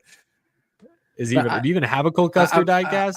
I'm not going to say. Oh my God, is that him in last? He's not going to do it often. I don't have Cody Ware and I don't have Shane. I'm missing a couple, but he's the last one I got. I don't have Ty Dillon either. So again, I'm not saying he's going to make this a habit, but he's going to remind us this weekend that he still exists. I'm going to go with. It's my turn. Yeah, I'm going to go with Ty Gibbs as my dark horse pick. I think he's shown a lot more speed the last few weeks. Texas, I know the tire wear and everything's not exactly the same as Kansas, but he probably had a top 5 car. It's hard to judge the way that Texas race was going, but he was en route to a top 5, top 10 finish before that green flag pit cycle didn't go his way. So I like Ty Gibbs. Toyota's been strong here in the past. That's my dark horse pick. But now it's time for the main event. Who is going to win the Advent Health 400 at Kansas Speedway? Auto Racing Analytics, we will start with you. No pressure. I'm sorry, guys. It's a layup. It's a layup again. Fastest car on intermediate tracks on 30 lap runs this year. The fastest car per optimal lap rank on all tracks this year. Also, he has a median lap rank on intermediate tracks on intermediate tracks this year that rivals Corey Heim. It's a 1.3, which is just insane. That's Kyle actually Larson's you got to pick Kyle Larson to Kansas. It's a layup. Yeah, that's not a bad pick. I didn't even have him towards the top of my list because I assumed he was going to be gone. I'll go with the guy that's been getting faster at Kansas, lead more laps, at least the last time around, pretty good amount of halves in general. And I just have plenty of faith in him. There's a reason he was also my $5 pick on my team with Larson. I'll go Christopher Bell. Oh, I did not have Bell on my list. I did not either. I'm surprised by that pick. Wow. All right, chat. Remember 2311 was a little off last year. And I think the chat was starting to pivot because they thought someone was going to be going. Don't say that, Jarrett. Chat looks like they're going with Tyler Reddick. They're going Reddick. I think that's risky. I do think Reddick's a little risky. I didn't have Reddick in my top 5 either, and that might be my fault, but I don't know. I did have Tyler Reddick as my thing. I'm getting excited. My number 2 and 3 pick are still on the board. I'm going to get one of them. I have Reddick as the second fastest car on intermediate tracks this year. Or no, third fastest on intermediate tracks. He was weird. He was weird at Homestead though, and I guess I just look at that. Scary. Yeah. That's the only reason I'm like I could see like Reddick's a fine pick, but I wouldn't have put him in my top 3 or 4 just because Homestead made me Darlington. He was great. Texas, he was really fast. Sure, but Homestead made me nervous. And last year, weren't the 2311 cars a little off at both Kansas races? They were just strained, not terrible, just a little off. But yeah, okay, Reddick, not bad, not bad. Danny, you're up. You guys can have Tyler Reddick. And even though I think all the cars will lead a lap at some point, I think their boss, Denny Hamlin, will win the race. Okay. Fair call. And I get my third choice, and that is Ryan Blaney. I'm just going to hope that this race doesn't end in overtime or with a short run, because if it's a long run, we know Ryan Blaney is going to be tough to beat. unless Kyle Larson is up front. I guess it could come down to the two of them. It's going to be a win or a fifth DNF. Let's hope not. Yeah, this is a big gamble. So like we talked about this earlier with our pick points. I'm leading the points, but I have the fewest race win picks of anyone. I just keep picking like the second place guy. I'm like Matt Kensething the field to death like it's 2003. So this is me taking a big risk. I'm going for it with Blaney. I'm either finishing first or last. There's no in between, but we'll risk it. I feel good about YRB this Sunday. A few people in the chat, actually a fair amount of people in the chat, are honestly not happy about their pick. They're like, one person said, Cito Brown said, I guess y'all don't want to win your third championship, do you, chat? Well, I mean, there was a lot of 45s earlier. I'm literally scrolling back. I mean, three. That was majority. That was majority, but I don't think they're necessarily happy about that. Who was? Someone said talked them out of it. Spencer Purcell said, "Well, congrats, chat. You blew it. You picked an avoid pick according to NASCAR Fantasy." Dang. Oh man. All right. Well, I mean, I think Reddit could easily be a top 5 car this weekend, but yeah. You know, that's sure it's a risky pick, I guess. But Kansas is going to be a fun race this weekend. That is going to do it for our pick segment. Gentlemen, it's time we wrap things up with our final super chat stage break. Let's keep up with what our viewers have been saying over the past hour or so. Then we'll get out of here until next Wednesday. From Will Griffin here, $5 super chat says Texas, that's how he spells it, needs to go back to the 2016 config. Only being able to use half the track is not good racing. That turn 4 bump needs to go, in my opinion. I don't know if there's a way they could grind it out, but if you grind that bump out, you might lose the character of this track, which I don't know. The sketchiness is kind of its identity at this point. Will also had a question here for you, Grant. Says, would all the HMS or TRD aligned allied teams not saving fuel be able to beat teams who do save fuel at super speedways? I can't stand fuel saving racing. It looks sexy to the casuals, though. I saw that super chat earlier, so I was thinking about it. So let me preface this. I'm not an engineer, but all the conversations I've had with engineers and my gauge on the field says, no, that would not work. The reason being the cars have way too much drag. Like, you can go full throttle, you'll just pull the whole field with you. Like, you can't actually get away. That's why we can't make any moves on super speedways. We gotta peel drag out of the cars, like, because when you pull out by yourself, you have a giant parachute on the back, and there is no run because it just dies immediately. We gotta take drag out. I mean, we saw at Talladega, the Toyotas, there's like 7 or 8 of them lined up going full throttle, and they could not separate from the rest of the pack. It's not possible. Chris McIntyre says Chris Wright for fan vote for the All-Star race. Some call him a chicane, some call him a moving wreck, but what better way to spice up the race? Gosh, man, the Chris Wright. We are not invited into Chris Wright's holler next time we're at the track.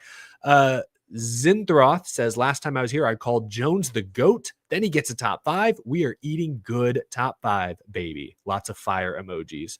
Then from Daniel Meredith Jr., add a strip of asphalt on the top at Texas like they did at 08 Pocono race. I don't remember the 08 Pocono race. Did that go horribly wrong? It was like a grip strip that they could use different lines. I remember the PJ1 strips in like 2020, 2021, and let's just say the results were mixed. There's it was like good. It was new asphalt in one lane. I believe there's like damage underneath the track or something like that. I can't remember the exact specifics, but it made a grip strip. So like there were a lot of people, you'd see them in the corner take the optimal line on the bottom that they normally took. Then you see a bunch of people just like go right up next to the wall. Back in the day, that used to be the old Dale Jr. line. It was actually pretty interesting right before the repave. Okay. If they ever do reconfigure Texas again, just please add some progressive banking, a la Kansas, a la Homestead. I don't know. Justin Drake, if teams agreed to NASCAR saying they could bring any car to the All-Star race, they'd bring Gen 6 cars and it'd be 10 times better than any next gen race. The next gen would be slower. The Gen 6 would be slower than the next gen at a short track. I would believe with less, unless the horsepower is dramatically different, but with less tire, I imagine the grip would be less, which means the racing would be better, but they would lose to the next gen cars. Daniel Meredith Jr. says Texas is only fun on NASCAR Thunder 2003. It was fun on a lot of the old video games. High banked, high speeds, could just go. AC18, will Chase Elliott ever win again? I'm concerned. What do you guys think? Come on, he'll win again. At some point, yes. I don't know. People said the same thing about Dale Jr., and he was doing remarkably worse. Let's not forget he opened a season winning, so He'll win again, but one of my predictions was almost that he's done winning championships. So I mean, there's that. Yeah, that could be tougher. Garabuki says, run 17th on average, win a whack race where everyone better than you wrecks or gets screwed over with a yellow and a green flag cycle. Be good for only 10 races or less a year. Become a 3-time champion. Safe to say they are poking holes in Joey Logano's legacy here. Daniel Meredith Jr. with another super chat says, I'm excited to see how Prime will operate. Also, how will they handle the start times due to bad weather? Will they start even earlier? And will they waste time like Fox did last year for the Coke 600? Yeah, having kind of an unlimited broadcast window with Prime will make delays more, hopefully better, like less intrusive, I suppose. Well, I guess we'll I see. know NASCAR's policy, no matter what, is that they need 24 hours before they can move it back like a half hour to an hour. So I feel like they'd have more freedom there. The big one is like if you take that problem of a TV window out, you're just basically only having to work with the local area and their ordinance codes. And at that point, like they could probably race till 4 a.m. if they had the ability. Yeah, if the locals will allow them. Yeah, you're right. Fred Dog 81 with a 2-part super chat here. Part 1, no super speedways and road courses for finale is good, but I'm concerned that short tracks would be included. Don't get me wrong, I like tracks like Martinsville, but bad race quality and shenanigans over the past several years make me believe they're a bad choice to end the season on. Thoughts? I think, Danny, you gave your thoughts saying let's give them 5 years to fix the car, fix whatever. And then maybe Bristol would be a great championship venue. I kind of agree with your take. Not anytime soon. But likewise, I don't even think we've touched on this. It's definitely got to be split. SMI's got to get some portion of that. You can't keep that locked into ISC forever. They said, I think they said they're Ben Kennedy said that they're open to it. I think he worded it as all options are on the table or something like that. But it's not confirmed. It's not denied. Yeah. Daniel Meredith Jr., another, says, I was born in Temple, Texas. Texas needs a little work. Okay, being honest. Fair enough. Andrew Winslow says, in honor of May the 4th, Chris Wright's punishment is to be thrown down the third Death Star reactor shaft, or he can watch The Acolyte. Isn't that one of the... There were only 2 Death Stars. We don't count that Disney fan fiction. Isn't that isn't The Acolyte on Disney Plus? Isn't that, as you would say, Disney fan fiction? Yeah, it's good fan fiction at least. Oh, okay. All right, there we go. I've heard it's pretty good from people that like Star Wars. I'm not okay. All right. Alessandro Sebastian says, happy to see Grant on the show tonight. One of my favorite guests from last year, or as Jimmy Johnson refers to you as, the president of numerology.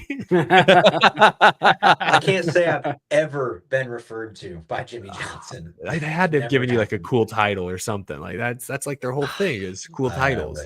That's funny. Another one from Daniel Meredith, very generous tonight, chiming in plenty in the chat here. Danny, you should make a train and call it the Danny Ice Groovy Super Train and then paint it all of our colors. Have a great night, guys. Thank you, Daniel. Real quick, for Danny B Trains. Earlier, did you say Andor or Acolyte? Acolyte. Oh, I heard that one was trash. I thought you were talking about Andor for a second. I'm tired. Yeah, no. I heard that was trash, but Andor is good. Okay, there's a lot of Star Wars content out there. That's the thing. I don't follow it anymore, so like I just heard an A, and I'm like, oh, that one. Thomas Jacques with the 5 said with like song lyrics. Everybody's got a baby kangaroo. I don't know if these lyrics are suggestive or what. It says yours is pink, but mine is blue. Don't know what that song is. Don't know what it's referring to. But yes, Kangaroo on the broadcast stole the show Sunday. Gavin Adcock, I wouldn't be against replacing Texas with Kentucky. Oh, now we're getting crazy. Also bring back Chicagoland. Okay, Jarrett, you can nod to that part. You can, throw your thumbs up there. BGWX Chasing. Danny and Jarrett, did either of you attend the Metallica concert at Nissan Stadium? I went both days, and it was awesome. Thanks for another great show tonight. I heard about it, but if it wasn't for the fact that Jarrett has a lot going on and I had a lot going on, I probably would have asked him, hey, this is in town last second, do you want to look for a ticket? But we both just had way too much going on. Yeah, we're so busy right this time of year, but I'd heard about it. Like I actually turned on the radio when I was driving back and forth at one point, and it was one of the commercials on one of the rock radio stations around here, and I was like, oh, that sounds cool. What do I got? Oh, the whole day and stuck doing stuff. Yeah, Metallica is one of the like few bands out there that I still feel like I need to see live sooner rather than later. That's like on my bucket list. Justin Drake with a very generous super chat a short bit ago. Ford, the only manufacturer to not give in completely to the 2024 government pressure and the government pushing everyone to go electric and drop their muscle cars. Shame on Dodge and Chevrolet. Take your vacuum cleaners elsewhere. Ooh, I like that one. I thought we heard that Dodge was bringing like the Hemi V8 engines back. I think they might be bringing the Charger back in some form or fashion. It was retired for a couple of years. I mean, damn, Like that. technically Toyota, who was one of the like leaders of hybrid technology for a long time and still are, to even change the Camry to hybrid, they saw that and said, all right, we'll make enough hybrids, and then we're just going to partner with Mercedes, BMW, whichever one it was, and we're going to make the Supra. Supra is back. We got a muscle car. Here it is, guys. Look at it. the Supra still looks so unnatural in the Xfinity series. I'm sorry. Daniel Meredith Jr. says Kansas will end like Atlanta, side by side. Caution. Oh, come on. No, we cannot have another race under their caution. Don't put that evil on us, Daniel. Garabuki says, and said, no, he said for the 5. Garabuki Garabuki said that he donated 5, and the donation, just like doing a tongue twister. They're making me sound crazy. I read that word for word, by the way. That's exactly how it's written. Thank you, Garabuki, I think. Ryan Boucher, which tracks are on your bucket list that you've never gone to? The only 2 tracks I've gone to are Pocono and Watkins Glen. Watkins Glen's on my bucket list, probably the top of my list of current Cup tracks that I've not been to. What about you guys? Ooh, that's a good I question. guess since I'm planning to go there, it's Dover. I'm going there this year, so That'll be fun. God, I've been to so many tracks now. I'm trying to think of the ones I haven't been to. I mean, I guess Atlanta. You know, it'd be Atlanta would interesting be to up see there. in person. I've not seen Atlanta Atlanta would either. be your easiest one to cross off. As a fan, yeah. Get her done. For me, it's got to be Bristol and Southern 500. Both great choices. Yeah. Blake, we're getting into the home stretch here. Blake says, surprised no one took Blaney in the team game. I was a bit surprised by that as well. I almost did. It's just, I think he was in the $5 range? Mm-hmm. That made it a little tough. That's tough. When you're trying to balance it all out, and you have Kyle Larson, and you got to consider everything else. Blaney can't restart. His restarts are real sketchy, and so I think he's a great value at $4, but to put him up there with Larson is crazy. I think that's accurate. Fred Dog 81 says we're tempting fate with the right hate. Watch him get a Mickey win like Sammy Smith the next race after the top 36 get DQ'd 3 hours later because NASCAR. Top 36 get DQ'd. That's crazy. That's crazy. So mean. I love it. By the way, it's crazy. I keep refreshing this every now and again. A few reviews will get deleted, but there's still 11 on here. Who is this? And it has an overall rating now of 4.9. Someone gave him a 4-star review. Oh, that's even more offensive than like a 1-star review, in my opinion. Yeah, the 4-star review was Matthew. I can't pronounce his last name. It starts with S. Only positive thing was free sheet metal. That was his 4-star review. Oh my god! Sounds like a 5-star to me. Dom Goblin, hell of a day. Flew down at 5 a.m. Got to the track at 8. Stayed until the checkered and booked it to the airport. Got to the gate with 5 minutes left. Home by 2 a.m. Danny, you've done something similar like that in Texas. Yes, but not to that extent. I didn't get there with 5 minutes to spare. Oh my gosh! Cutting it close, Dom Goblin. Well. To be fair, I was Coda, and that's like right next to the airport. So that one I can understand a little bit more, depending on if you had to fly out of DFW or if you flew out of Love Field. Dom Goblin follows that up with, I've seen Logano win 4 times in person. I'm still mad. Jay Tinzel, how many times have you woke up and been excited the sun came out? Me. Mother's Day is on Sunday, so get your Capri Suns ready, boys, because I don't even know what this means. I'm not going to read it because I don't want to incriminate myself, but I'm glad. I like that first sentence. Excited that you woke up and the sun came out. Every day is a great day to be alive, as they say. Wait, with Capri Sun and Mother's Day, I can kind of understand what direction they might be going. I can't, so I will stop right there. You'll understand when you're older. Sounds like it. Dallas Moran, thank you for the 5. Hey, Eric, I'm going to Texas in a few weeks. Going to be around DFW. Any recommendations to eat or do? Oh, man, that's a lot of pressure considering I'm still fairly new to the area myself. DFW is huge. There's a lot of great food options. Obviously, the Texas stuff, like anything Tex-Mex, anything barbecue, is going to be fantastic. Man, I mean, I'm trying to think of any other like more specific recommendations, but it's hard to do without knowing what part of Dallas you're in. Danny knows when he flew here about a year ago. He landed at the airport, which is north of the city, drove even further north to where I live, and then asked, like, "Are we still in downtown?" And I'm like, "But the downtown was south. Like it's huge. There's a lot of pockets of like buildings and city stuff." You just drive until you get to Prosper, and you'll finally not see buildings on every square inch. Yeah, you hit Prosper, or you hit like kind of where the racetrack is on the other side, like further west, and that's like when it kind of stops a little bit. But yeah, it's busy. But now have fun. It's funny that your name is Dallas and you're coming to DFW and you're asking for recommendations. I mean, it's in your name. I think your heart will tell you where to go. Is what I'm thinking. And in somehow, some way, like as much as I love fishing and stuff, there's like 5 massive lakes all around Dallas somehow. That would be like fisherman's dream being there, actually.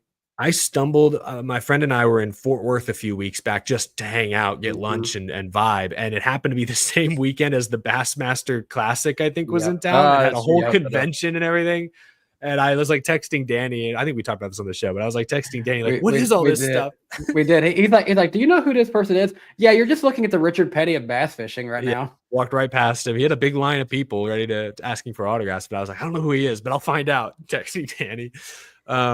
Groovy Goose says the day Kurt Busch gets inducted into the hall, I want Jimmy Spencer to induct him. Imagine the speech. That would be that'd be awesome. He'd be like, son of a bitch, I left your dad. Oh, sorry, I'm talking to Kurt, not Dale Jr. Will Griffin with the Chase Elliott profile pic says, thanks, Grant. I'm disappointed, but love you, dude. Thank you. Fred Dog says, would you guys try the Texas Twinkie like Eric did? It looks good, but also looks like massive heartburn. It does sit heavy in your gut, but it's not too spicy. It's really not that spicy. It's just heavy. If I can be home within 6 hours and sit on my porcelain throne, because I know that's going to go right through me, and it's just going to be bam. Yeah, I recommend it. Yeah, if whoever said they're going to DFW, there's Roy Hutchins Barbecue and a couple other Hutchins spin-off barbecue places. If you're looking for Texas barbecue, been there twice now recently. Very good. Highly recommend. I think I'm trying to confirm. I think when we were there for your wedding, we went to, I think it was Hutchins Barbecue, and that was pretty darn good. Yeah, definitely recommend. It's solid. There's like 3 or 4 around town. Alessandro, which starting 5 drivers all time would you choose in your personal lineup? For me, not in order, I'd pick 98 Jeff Gordon, 87 Dale Sr., 67 Richard Petty, 68 David Pearson, and 76 Cale Yarborough. Damn, the years. God, like, get them at the peak of their careers. That's very specific, Alessandro. We'd have to think about that one for specific. a bit. I'll just give mine. Nobody has to give theirs. I know mine. It's 06 through 2010 Jimmy. All of them. Just 5 of those. Yeah, just give me 5 Jimmy Johnsons. I love that. That's funny. That's a good one. Shoot, yeah, definitely there'd be a version of Jimmy, a version of Jeff, probably a version of Dale. I mean, what was the year Richard Petty won 27 races? Team him and Dale Inman up, and I'm like, I'm good. Yeah, but that was like when they had fields of like 15 cars. But he still won 27 races, and I'm saying, like, can I get the crew chief with him and the innovation, the forward thinkingness? I'll take. Yeah. I don't know what year, whatever his peak year is, though. Replace Petty with Pearson.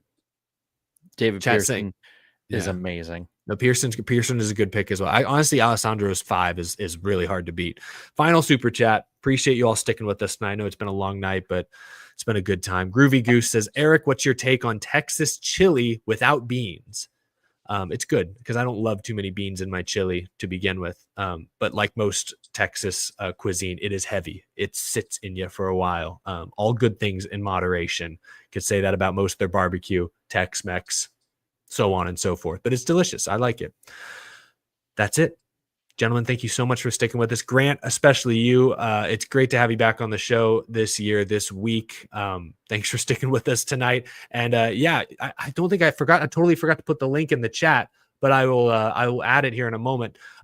Yes, you have a YouTube channel now. You posted that great video a couple weeks back that we referenced earlier. So it sounds like you have plans for more videos. Where can people find all of your auto racing analytics work? Yeah, so first thing is going to be the website, autoracinganalytics.com. You can see all the data that I post and that I make. Use code NWP for first month to be $1.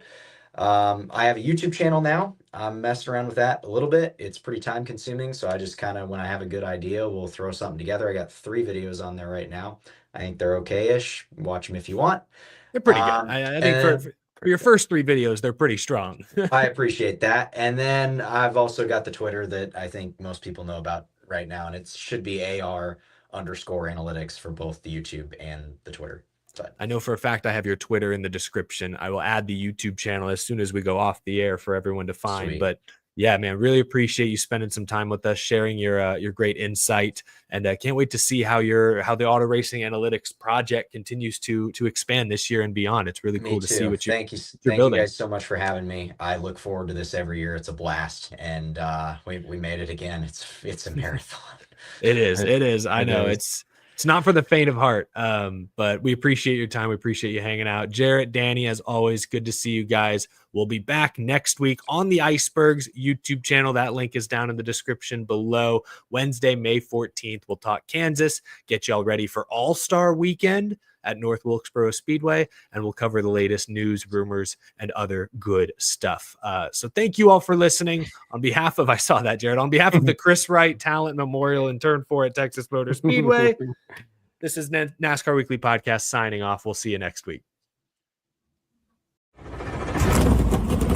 Drivers, start your 3, 2, 1. green flag. Started off right, pal. Right on, come on. Keep outside. 3 wide, 3 wide. Unbelievable. Great playing. We're going. I like the aggression. Let me drop the great car. You can go tell all those guys up there they can suck it. What we're about to do is not a good idea. All good. What is he doing? You've got to be kidding me. Half the pack is flying apart. They're so nice. See you at the line. Oh, pack of cars come piling in as well. Come. Coming white. Hello. Come back, Autumn. That was incredible.